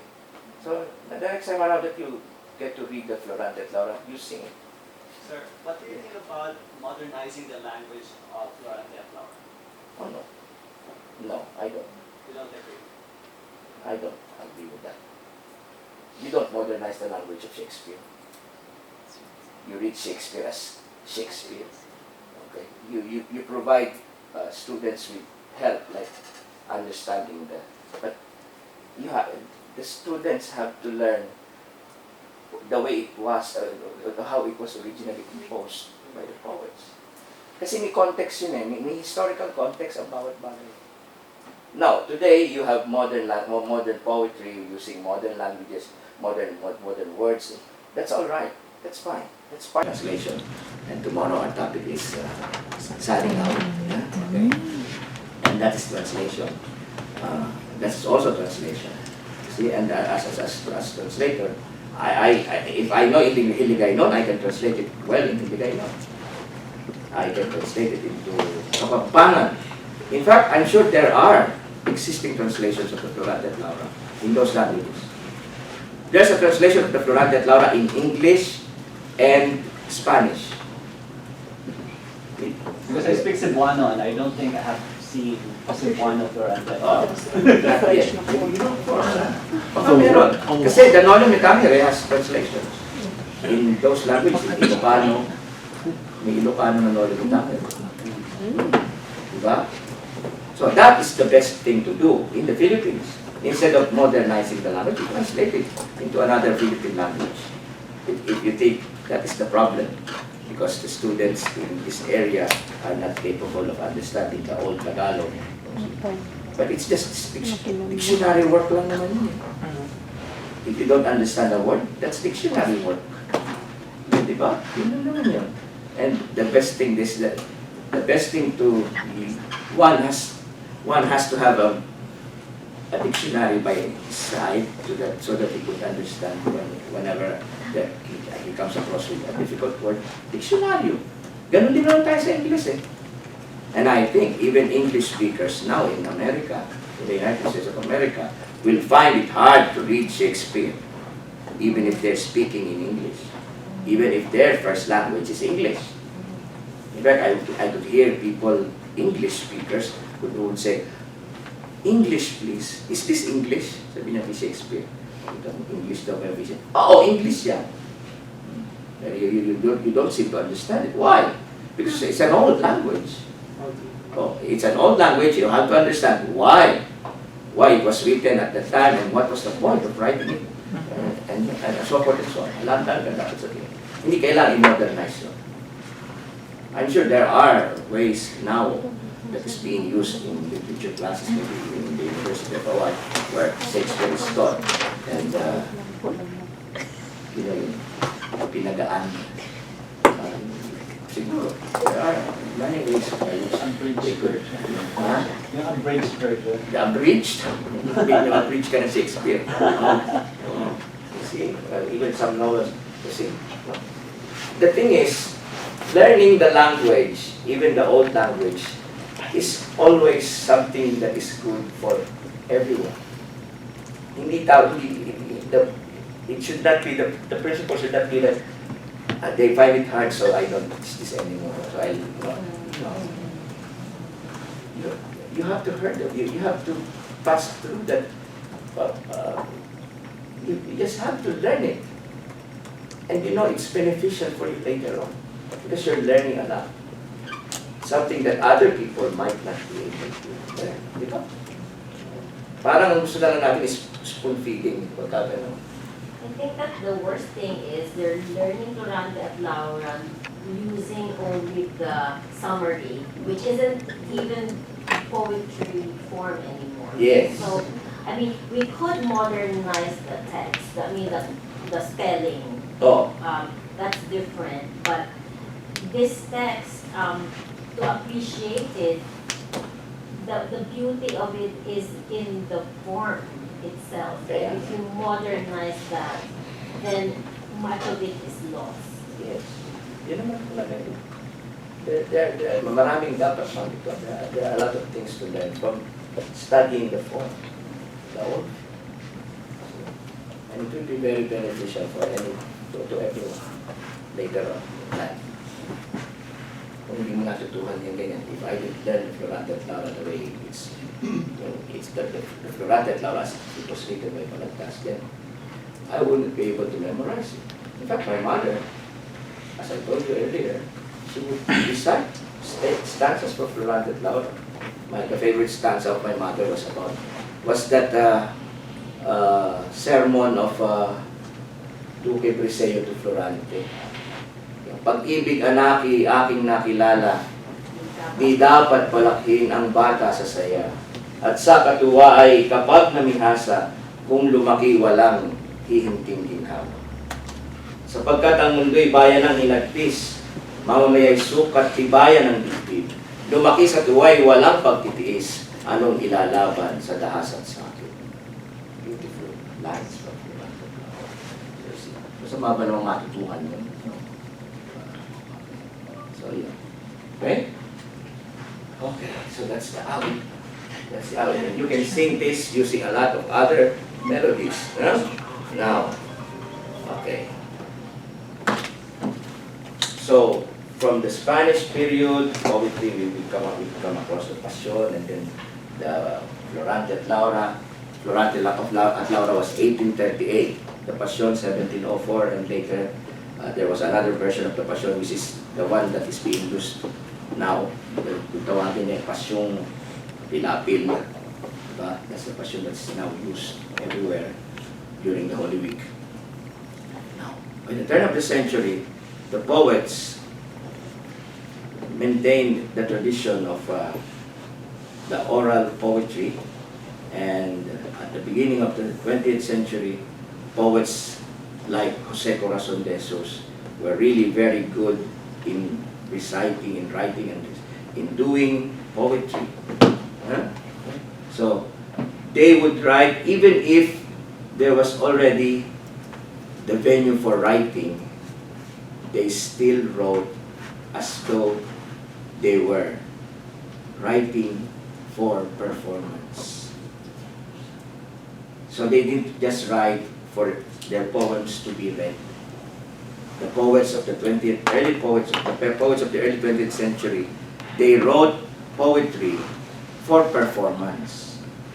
They were writing to perform. So it's not just writing for their books to be sold. That's why you would notice a lot of those poets, they didn't have books. Only after their death where the books came out. Posthumously na talaga. Why? Because they thought of just delivering their poems at fiestas or whatever venues they had. They would recite them. And the oral tradition went on and on and on. And like Jose Corazon de Jesus, Almario considers him as the best-known Tagalog poet during the first half of the 20th century. And he was so popular that he was being invited everywhere, where there are celebrations, where there are fiestas, where there are coronation nights or whatever. Jose Corazon de Jesus would be there. There was one anecdote. Jose Corazon de Jesus ran for public office as councilor, I think, of his town in Bulacan. During his meetings, there were a lot of people because he was very popular. There were a lot of people during meetings and during the meeting de avance. That's the last day before the election. There were a lot of people, jam-pack, yung lahat ng venue niya. But come election day, he did not win. Why? Because most of the attendees in his meetings were ladies. And during that time, women did not have that right to vote. Why? Why were there so many ladies attending him? Because he was so handsome, he was so popular and so great. So he was admired by a lot of women. And male of course, but then the male would always be the envious of him. Diba? Kasi, pogi mo, gago. So maybe they didn't even vote for him because their girlfriends were so attracted to Jose Corazon. I won't vote for you. He was so handsome. That Jose Corazon de Jesus, you know, Jose Batute, his other name. He studied opera in UP. He was a law graduate. But he did not practice law. Instead, he wrote poetry. And he lived his life writing poetry. He maintained a column from 1920 to 1932. The year he died, 1932. He died very young. He was only like 37 or 38 years old when he died. He was born in 1894. He lived with his poems. You know, he earned money writing poetry. He maintained his columns. And he had columns in the newspaper called Taliba. And he wrote 2 columns per day. All poetry. In poetry form. His columns were in poetry form. So if you would compile all those columns from 1920 to 1932, so many poems. What we have now are selected. But what I would like to see are the complete collection of all those columns that he did for Taliba. His column, the title of his column was Buhay Maynila. Buhay Maynila, which has a counterpart in Spanish, because Buhay Maynila is a column in Taliba. The Spanish counterpart of that newspaper was La Vanguardia. In La Vanguardia, Jesus Balmori, a contemporary poet, his contemporary, writing in Spanish, the column was Vidas Manileñas. They were so very popular that Jose Corazon de Jesus was being invited in a lot of occasions, and there was even a scandal that happened because one teacher who invited her became querida. So he went away with that teacher. I should not be talking about it. Okay, but the point is that's chismis, no? Okay. But the point is he was very popular that people would imitate the way he recited poems. And here, this one is an example of, and look at him, that's him. He was a sportsman. He was a sportsman, an opera singer, and he was a movie actor. He was partner to Atang Bilarama. Before Atang de la Rama became the wife of Amado Hernandez, Atang de la Rama was the partner of Jose Corazon de Jesus in some movies. At that time, silent movies pa. Okay? You listen to his voice, and you would know how he recited poetry during his time. Yes, he was able to record.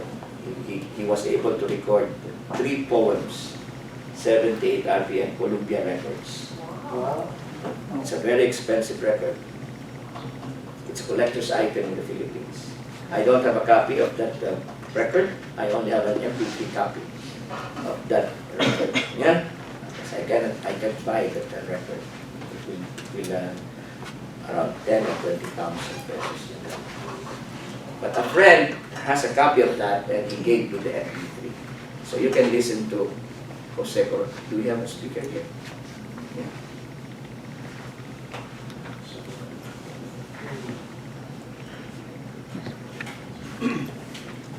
In our venue yesterday, the sound system is good. No? That's why we were able to listen to the Hindi man beautifully. On. And by the way, Jose Corazon de Jesus became the first king of Balagtasan.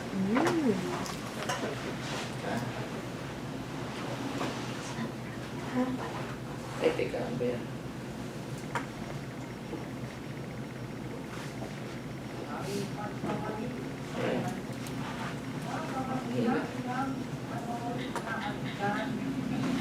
Mapapasiluha ang lahat lahat. Okay, ano? Ulit.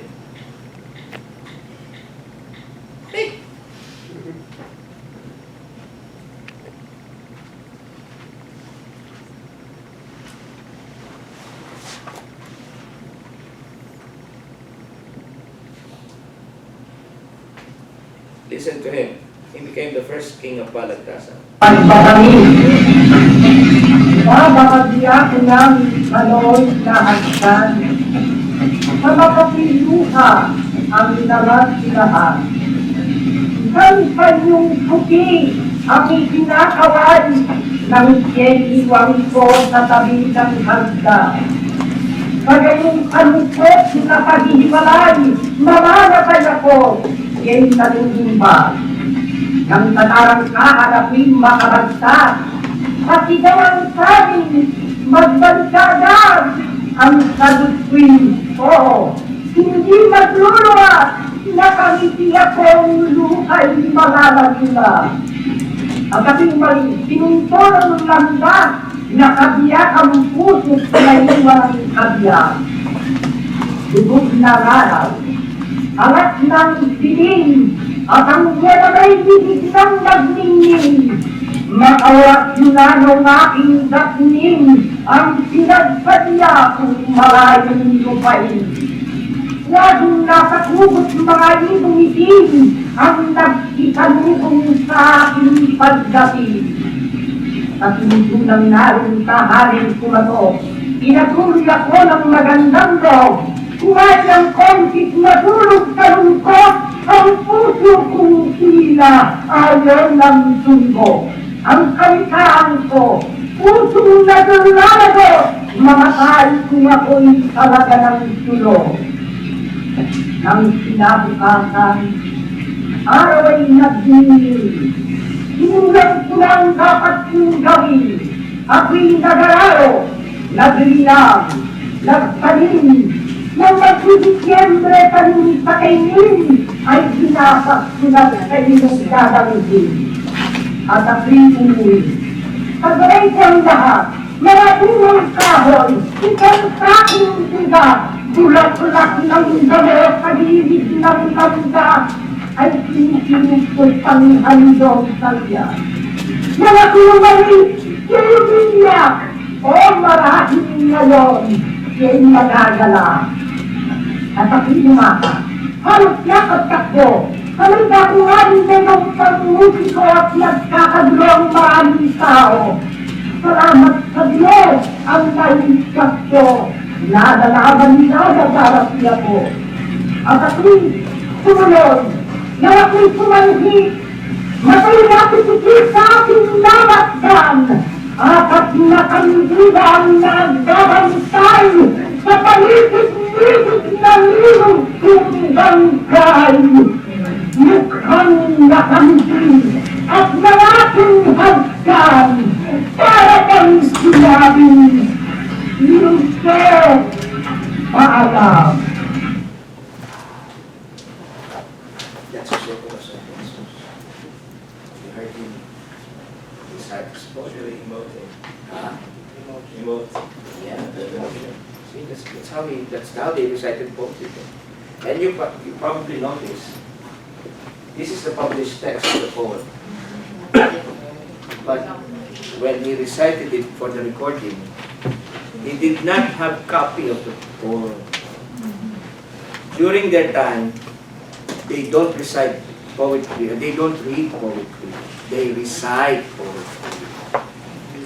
So, whenever they, unlike in poetry readings now, for the poetry readings now, well, you have your poet with a copy of his poem, and then he reads.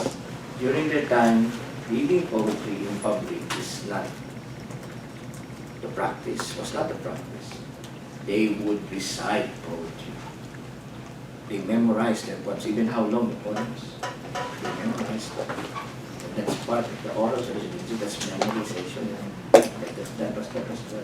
That's why when he recorded this, I'm sure there was no copy available when he recited it, and there's just one take. Para doon sa recording, imagine, mahirap ang recording system ng araw. So, for the one take, he just blurred it out like that, and then, okay, bigkas na siya todo, ganyan. Even if it was not faithful to the original text that was published. Okay? Kaya, ibang-iba. Yung mga, ang daming bahagi na naiba. Nag-improvise ka siya. He did some improvisations. Maybe he forgot some lines, and then he did some improvisations. That's fine. It's part of the oral. It's a part of the oral tradition. They did it. They just did it that way. Okay? Right? Cute, no? Yan si Jose Coroza. And he was the first king of Balagtasan. They did the Balagtasan in 1924. The Balagtasan happened, the first Balagtasan happened in 1924. That's why next year, we will be celebrating the centennial of the Balagtasan. Okay? And we are planning for a lot of activities next year. A lot of things will happen in the Philippines to celebrate the centennial of the Balagtasan. It's going to happen. I'm part of the group that is preparing for the celebration. So you're all invited to go to the Philippines. Please pay for our Centennial of tickets. the Balagtasan. So it's not a very old tradition in the Philippines. In fact, when it came out in 1924, they did the Balagtasan to honor Balagtas. That's the story there. They were celebrating the day of Balagtas every year since the early 1900s. But on that year, 1924, the Kapisanan ng Wika wanted to do something innovative, to do something that is not the usual. So, in a meeting, in a very long meeting, they decided to come up with a Balagtasan. Of course, the name didn't come out very easily. They were just they were thinking of creating a new form that is based on an older form, which is the duplo. Duplo. The duplo. There was a duplo. The duplo was a common practice in the Philippines, in Tagalog areas especially, where during the wake for the dead, they would recite poetry extemporaneously. But there's a situation there. The situation is they're imitating the court of the king. Kaya nga, in the duplo, what they had were there's the king in the middle, and there were Bilyakas. The Bilyaka are the participants. They were the ones reciting poetry there. And this king in that court, so this happened during weeks. The king is accusing each of the Bilyakos and the Bilyakas. Who stole my bird? Who stole my bird? Sino ang nagnakaw ng aking ibon? And the Bilyaka will have to defend themselves. Hindi po ako. Kaya sabi na, lumipad dumapo sa puno ng kalachuchi. Wala po rito. Oh, tas ganun. So, and they had to recite so long poems coming from a lot of sources, poems that they know, they have memorized, and they'll say it loud, beautifully, magre-recite sila. So, ganun yung ginagawa lang, just to defend themselves. And one Bilyako can defend a Bilyaka. Kasi kung nililigawan naman ng Bilyako yung Bilyaka, i-defend niya talaga, parang ganun. So, that's the game. And in that game, there's punishment. In fact, pinapalo ng tinelas yung kamay. Ganun na. Ganun na. That's the punishment. That's the duplo. So it's a debate. The duplo was a debate, but the topic was about the bird of the king. Nasaan? Sino nagnakaw ng ibon? Ikaw ang nagnakaw ng aking ibon. Sabi niya, hindi po ako mahal na hari. Ayan na, you have to defend yourself. Kasi po, alalahanin po ninyo, noong unang panahon, wala akong ibon, dito'y tumutungtong, at kung ano na sasabihin mo. You invent a lot of things.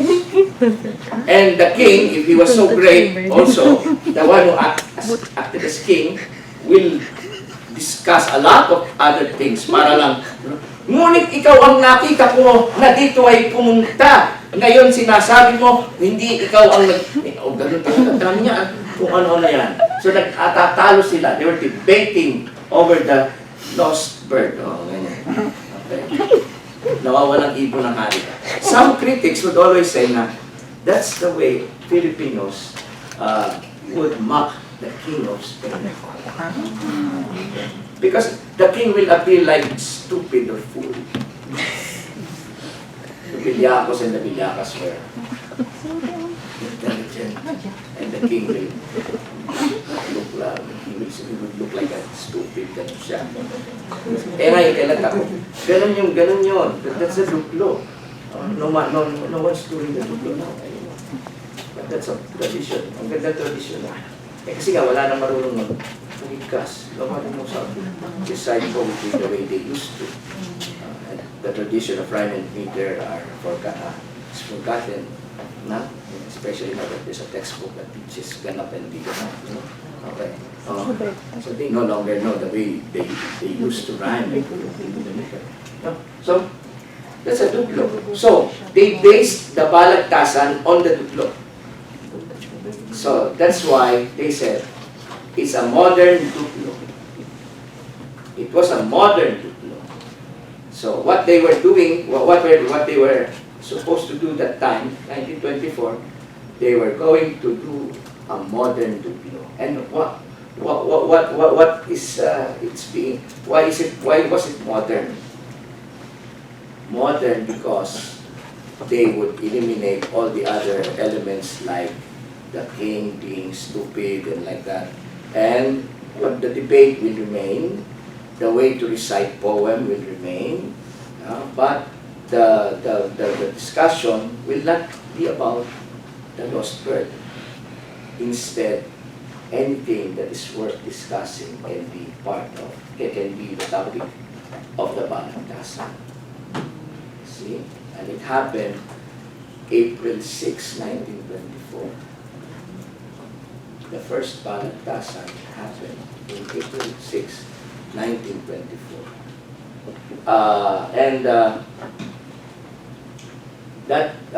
Prior to that day,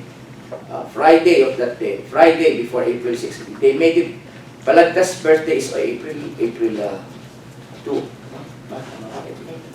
Yeah, but they made it April 6 because April 6 is a Sunday. They wanted to do it on a Sunday. So they made it April 6. Friday before April 6, Patricio Dionisio published a model script for the Balagtasan. So he published a model script for the Balagtasan so that all those poets, kasi they made a call, calling all poets, calling all poets who would like to participate in the Balagtasan. So, there were 3 pairs that participated on April 6, of course. And they had that Patricio Dionisio script as model. Now, of these 3 pairs, the pair of Jose Corazon de Jesus and Florentino Collantes won. And their topic was Bulaklak ng Lahing Kalinis-linisan. You see, Bulaklak ng Lahing Kalinis-linisan. They were actually debating about who's the real love of this woman, of this flower. One is Jose Corazon de Jesus was Paru-Paro, and Florentino Collantes was Bubuyo. So that's that. They assumed some characters. So one is Paru-Paro, the other was Bubuyo, and then there was this lady who acted as the flower. And the debate was about who's the real love of this woman. In the end, no one among them was loved by the woman talaga pala. Yes, so the Lacandiwa said, you both of you are fools. You're not loved by this woman, and you're debating on it. In fact, it was reenacted several times.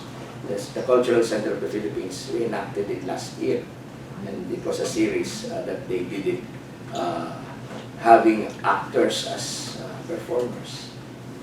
One was the son of Dolphy, Epic Quezon, who acted as Paru-Paro. One was the singer, tenor, his name, who acted as Bubuyo. And I forgot the name of the lady who acted as the flower. But you see, you look at the title, Bulaklak ng Lahing Kalinis-linisan. The very use of the word lahi there implies something. That the bulaklak ng lahi, that we're debating on something, that flower is a bulaklak of the race. So, as I mentioned yesterday, they were actually not discussing about the love of these two, Bubuyo and Paru-Paro only. They were talking about some political issues there. But you see, as the oral tradition, as I said in the oral tradition, it could be very metaphorical. So it seemed like they were only lovers discussing this, but the truth is, they were discussing about something about the love for country. And that country, the Bulaklak ng Lahi could be the country. And the two fighting lovers were actually they were actually representatives of probably not the Filipinos, but two competing agents at the time for the Philippines, the Americans and the Spaniards. So ganun siya. So that's the way they did it, metaphorical and Balagtasan. Now they were this pair of Jose Corazon de Jesus and Florentino Collantes did it well, that they were invited all over the country. They even staged that Balagtasan in Visayas, in the Visayas. So even at the time, they were understood by the Visayan people. And they were even brought into the north. Until those people in the north imitated the Balagtasan. They came up with Bukanegan. You see? Because they started it. So now, and the name was Balagtasan because they named it after Francisco Balagtas. So Balagtasan. So they brought it all over. It became so popular that in the north they made Bukanegan. They named it after that writer who who according to his some notes about Ilocano literature, he was the one who transcribed the epic Lamang, Pedro Bucaneg. The Kapampangans also imitated the Balagtasan. They did their own version of the Balagtasan, which is Crisota. There was even a Balagtasan in Cebu, but I don't think it had a name. It was just called Balagtasan. The Spanish-speaking poets, Jesus Balmori and Manuel Bernabé, did their own Balagtasan in Spanish. They even performed at the Manila Opera House. And some English writers also did Balagtasan in English. So you see that. So that means that was how influential the Balagtasan was in 1924. 2 years after that they did the Balagtasan in 1934, yeah, in 1926 there were those Bucanegan, Crisotan, and then the Balagtasan in Spanish. They all did it, and they were very popular. And they were performing not only in fiestas, they were performing in large venues like the Manila Opera House, like the Rizal Memorial Stadium, and imagine how big is the Rizal Memorial Stadium, and all those other venues that they had at the time. The Olympic Stadium, there was an Olympic Stadium somewhere in Doroteo Jose. There's this station in LRT station called Doroteo Jose. There used to be Olympic Stadium at that place, and they held the Balagtasan there. But during the first battle of Jose Corazon de Jesus and Florentino Colliantes, no king was declared.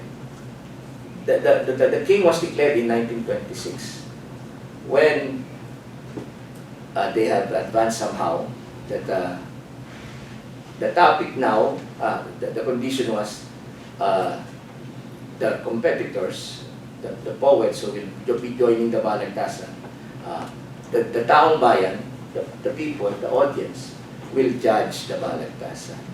And how did they judge the winner? By clapping. Oh. They just clap. So, if you're Jose Corazon de Jesus, the Lacandiwa will put his hand over your head, and the people will clap. And if you're Colliantes, the louder the applause, the winner. That's it. That's how they did it. And then during their first bout, it was Jose Corazon de Jesus who won, and he was declared king of Balagtasan. The topic, ang dalaga noon at ang dalaga ngayon. Look, the topic was ang dalaga noon and ang dalaga ngayon. You see, it's not simply about the dalaga or the maiden. It's about, you see, the dalaga was representative of the inang bayan. So at that time, the dalaga noon won. For Jose Corazon de Jesus, he won the dalaga noon because the conservative ideals of the dalaga. So, you know, if they're going to perform that Balagtasan today, the dalaga ngayon, I think it's Florentino Colliantes who will do. Because the dalaga that was described by Florentino Colliantes, are the women now, wearing pants, and doing a lot of other jobs.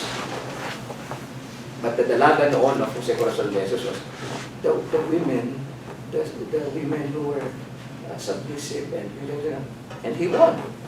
The audience of so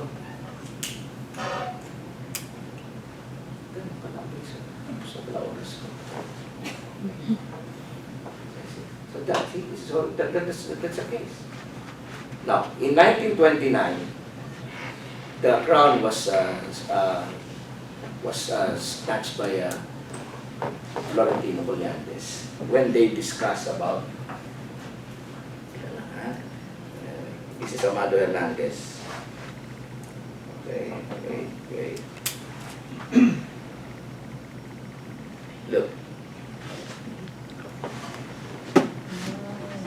That was a poster. Rockstar ang mga Makata at that time.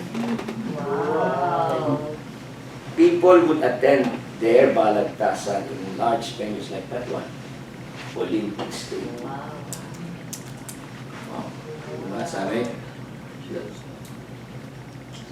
Miyerkules ng gabi, Enero 16, 1929. Balagtasan ng dalawang kilabot na mambabalagtas. Alin ang lalong dakila?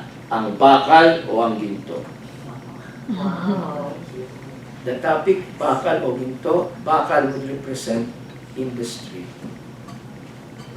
The labor industry.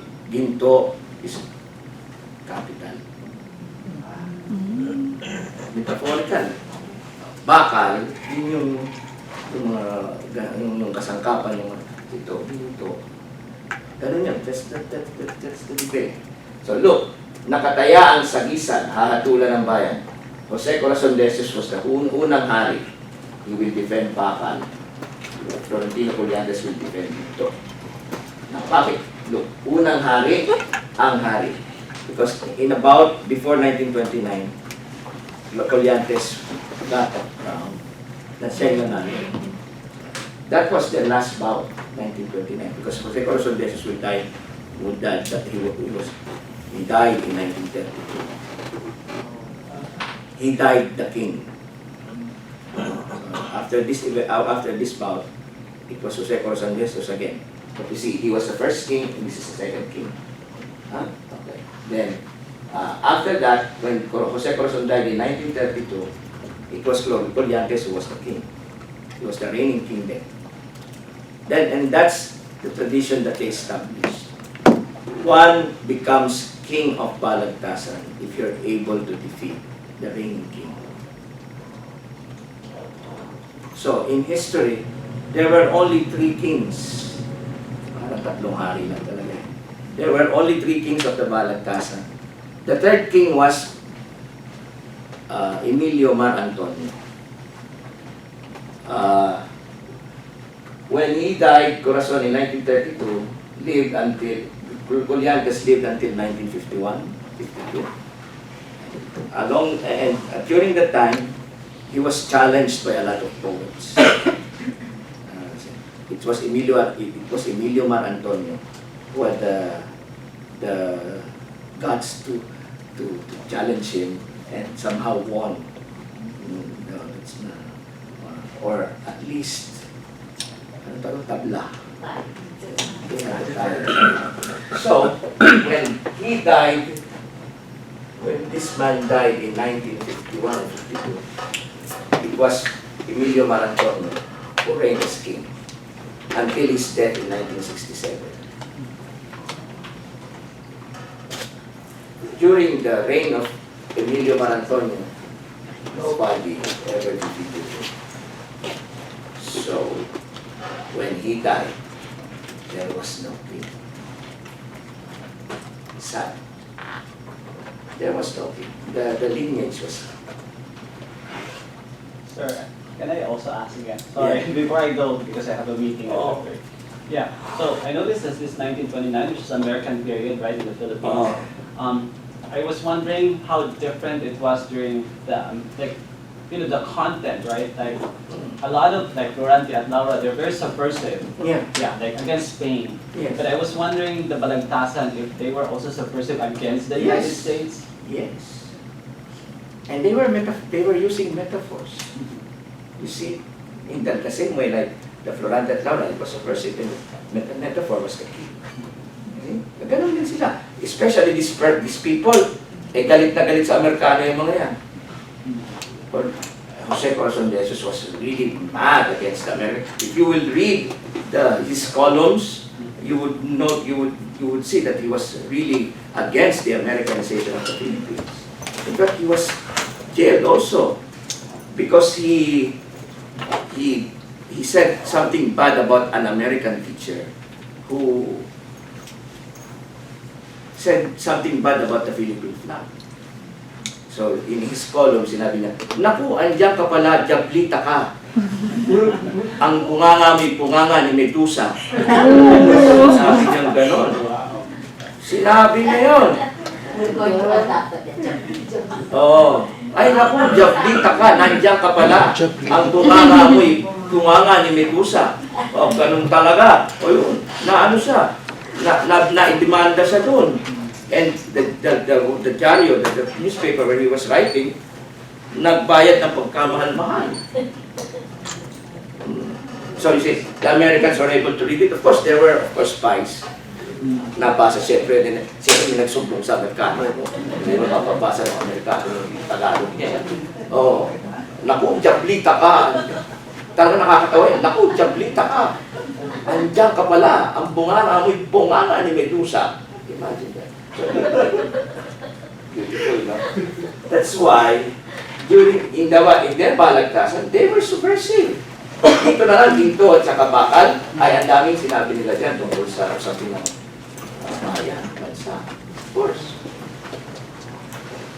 In a subtle way. Now, yung mga tao, the people who were listening, they would know. Pero hindi nila, ganun yan, metaphorical lang. Ganun yan.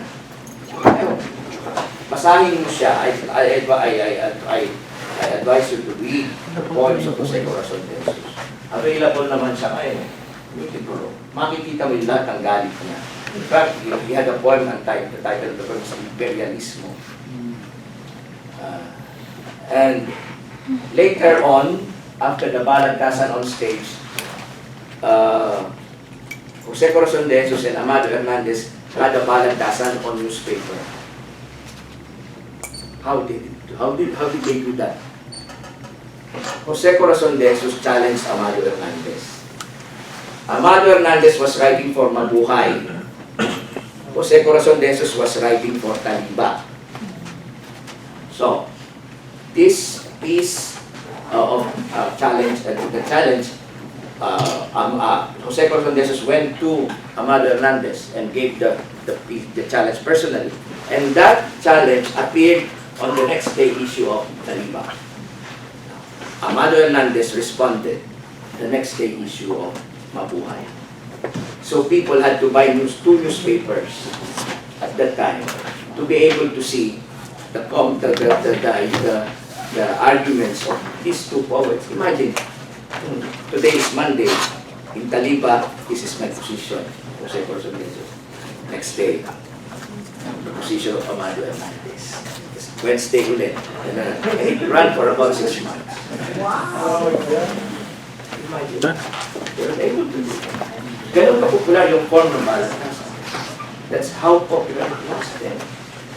And the topic they discussed, not simple things, but political.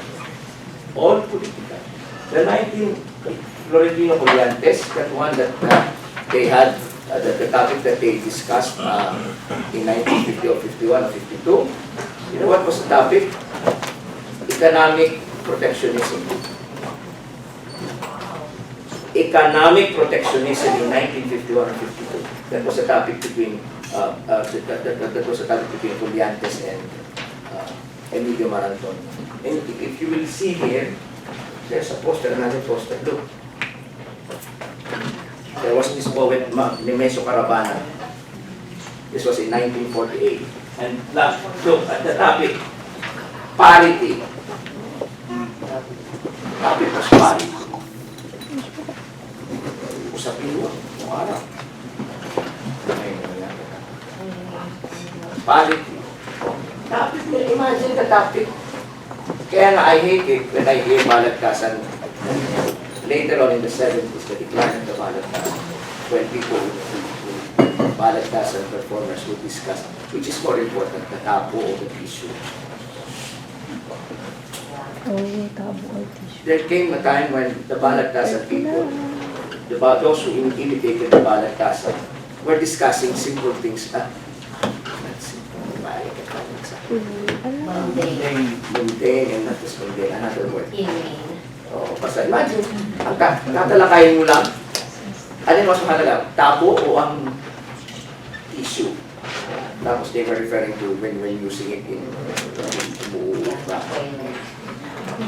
when before the Balagtasan was discussing parity, economic protectionism and everything, then suddenly these other topics now. Sino mas mahalaga? Sino mas magandang manginginig? Ang babae o ang lalaki? And when you hear them, when you listen to their topic, the discussion, well, not at all metaphorical to match what they had before.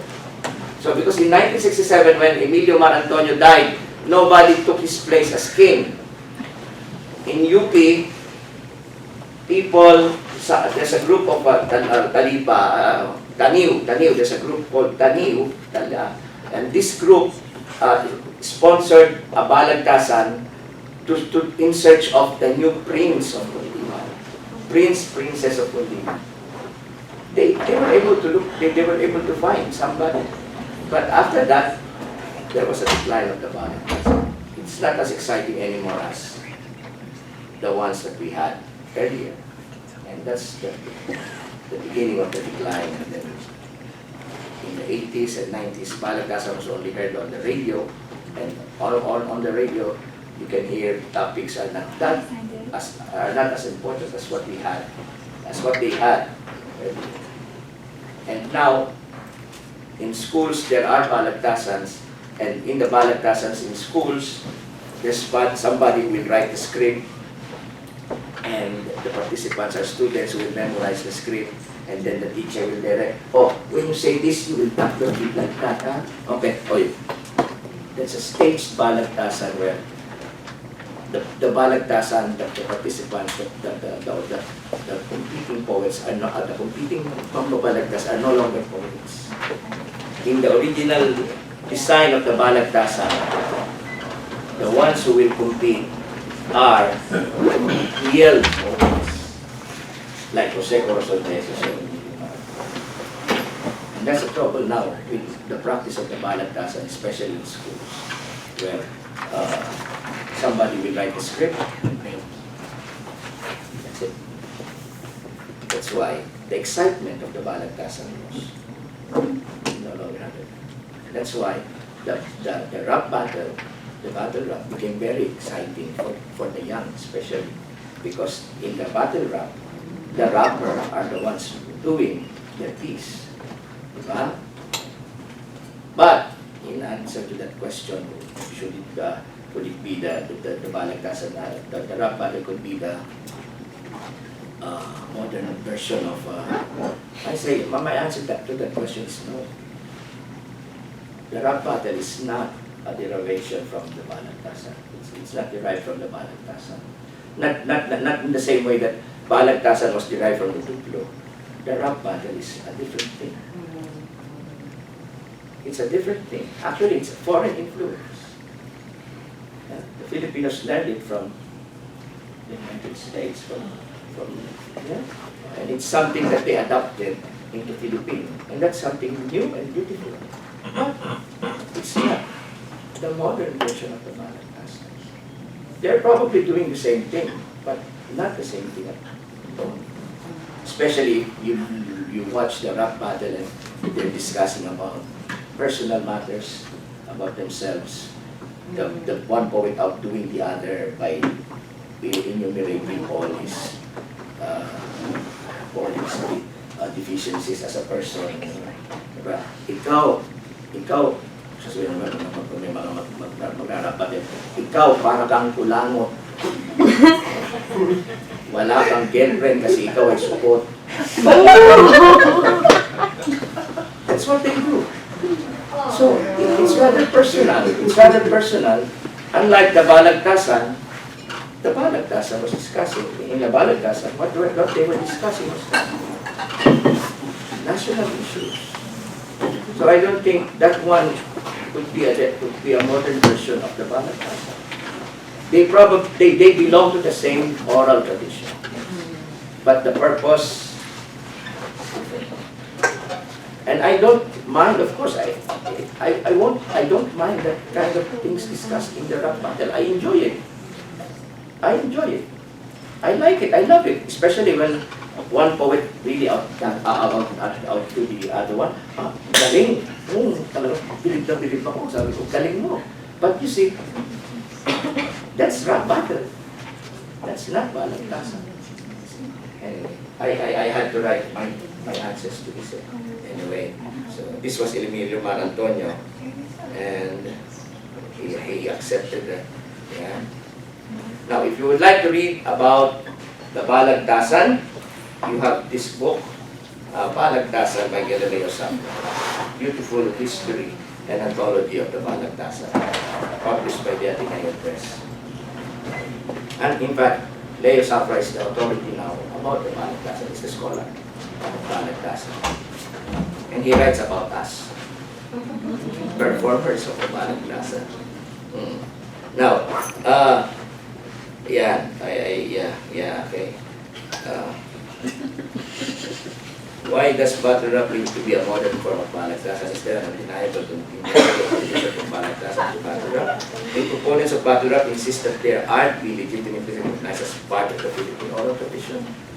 Saying that the battle rap is the modern Balagtasan is not far from what Lopica Santos noted, that Balagtasan is the modern Philippine. But it was not Balagtasan that was reworked by those who started battle rap in the Philippines. It is more honorable to recognize it as a reworking of a much older oral tradition, hip-hop, which is said to have its roots in the practice of the so-called Criollas of West Africa. That is why those behind Flip Top, the leading battle rap league in the Philippines, insist that what they are doing is not modern Balagtasan. For them, battle rap is a different art with a different history and cultural origin. Though both feature the nuances of poetry, there is a distinction between their sensitivities. They belong to different historical and cultural channels, and we have to recognize those attributes. Battle rap is not the modernization of Balagtasan. It is an important art form with a technique with a solid African-American tinge. It has been gloriously adapted or naturalized in the Filipino language. It is specially adapted to our language because every cultivated language has an oral tradition. There are basic principles of rhythmic enunciation and word games that battle rap participants with advanced language skills can do. I see in Abra, Sinios, Magla, Shei, Invictus, Jaking, and others, the heroes of our ancient epic, Kumbakayon, Aliguyon, Labaw, Dunggon, Agyu, and other great and brave men who are ready to measure their physical strength with their opponents. And the fight begins with words. Sa mga epico ganon, bago maglaban yung mga in the epics, the warriors before they engage into fighting the physical battle, they would say a lot of things to each other. Parang nagbabalat ka, parang nagra-rap battle. Nilalait nila isa't isa. Nilalait nila yung isa't isa. The two are different innovations or reworkings of a more significant and widespread oral tradition in all world cultures. Their emergence as a clear historical context. There are similarities, but neither is a modern form of the other. They are both modern forms of the more ancient oral tradition. Each has a different reason and purpose. They have different yet related roles in developing the language, arts, and literature of the Philippines. So both should be recognized, enjoyed, and given critical appreciation. And after this, there's an example that I will show you because it happened that in 2016, two mambabalagtas, myself and Tim Nadena, were paired with two rappers. And it happened, we have no time anymore. We can play it tomorrow. Okay. See. So, you see, that, and it was a good, beautiful event, wonderful event. We recited our piece, the Balagtasan way, and these two rappers, they recited their piece in the rap battle way. That's nice. It happened in 2016. That was the program of the 12th Sinimalaya. And the topic we discussed was, which is about what film would you like to see? The happy film or the sad film? Oh, wow. So, that's it. No winners, of course. No winner was declared because it was just a presentation with some singing before and after.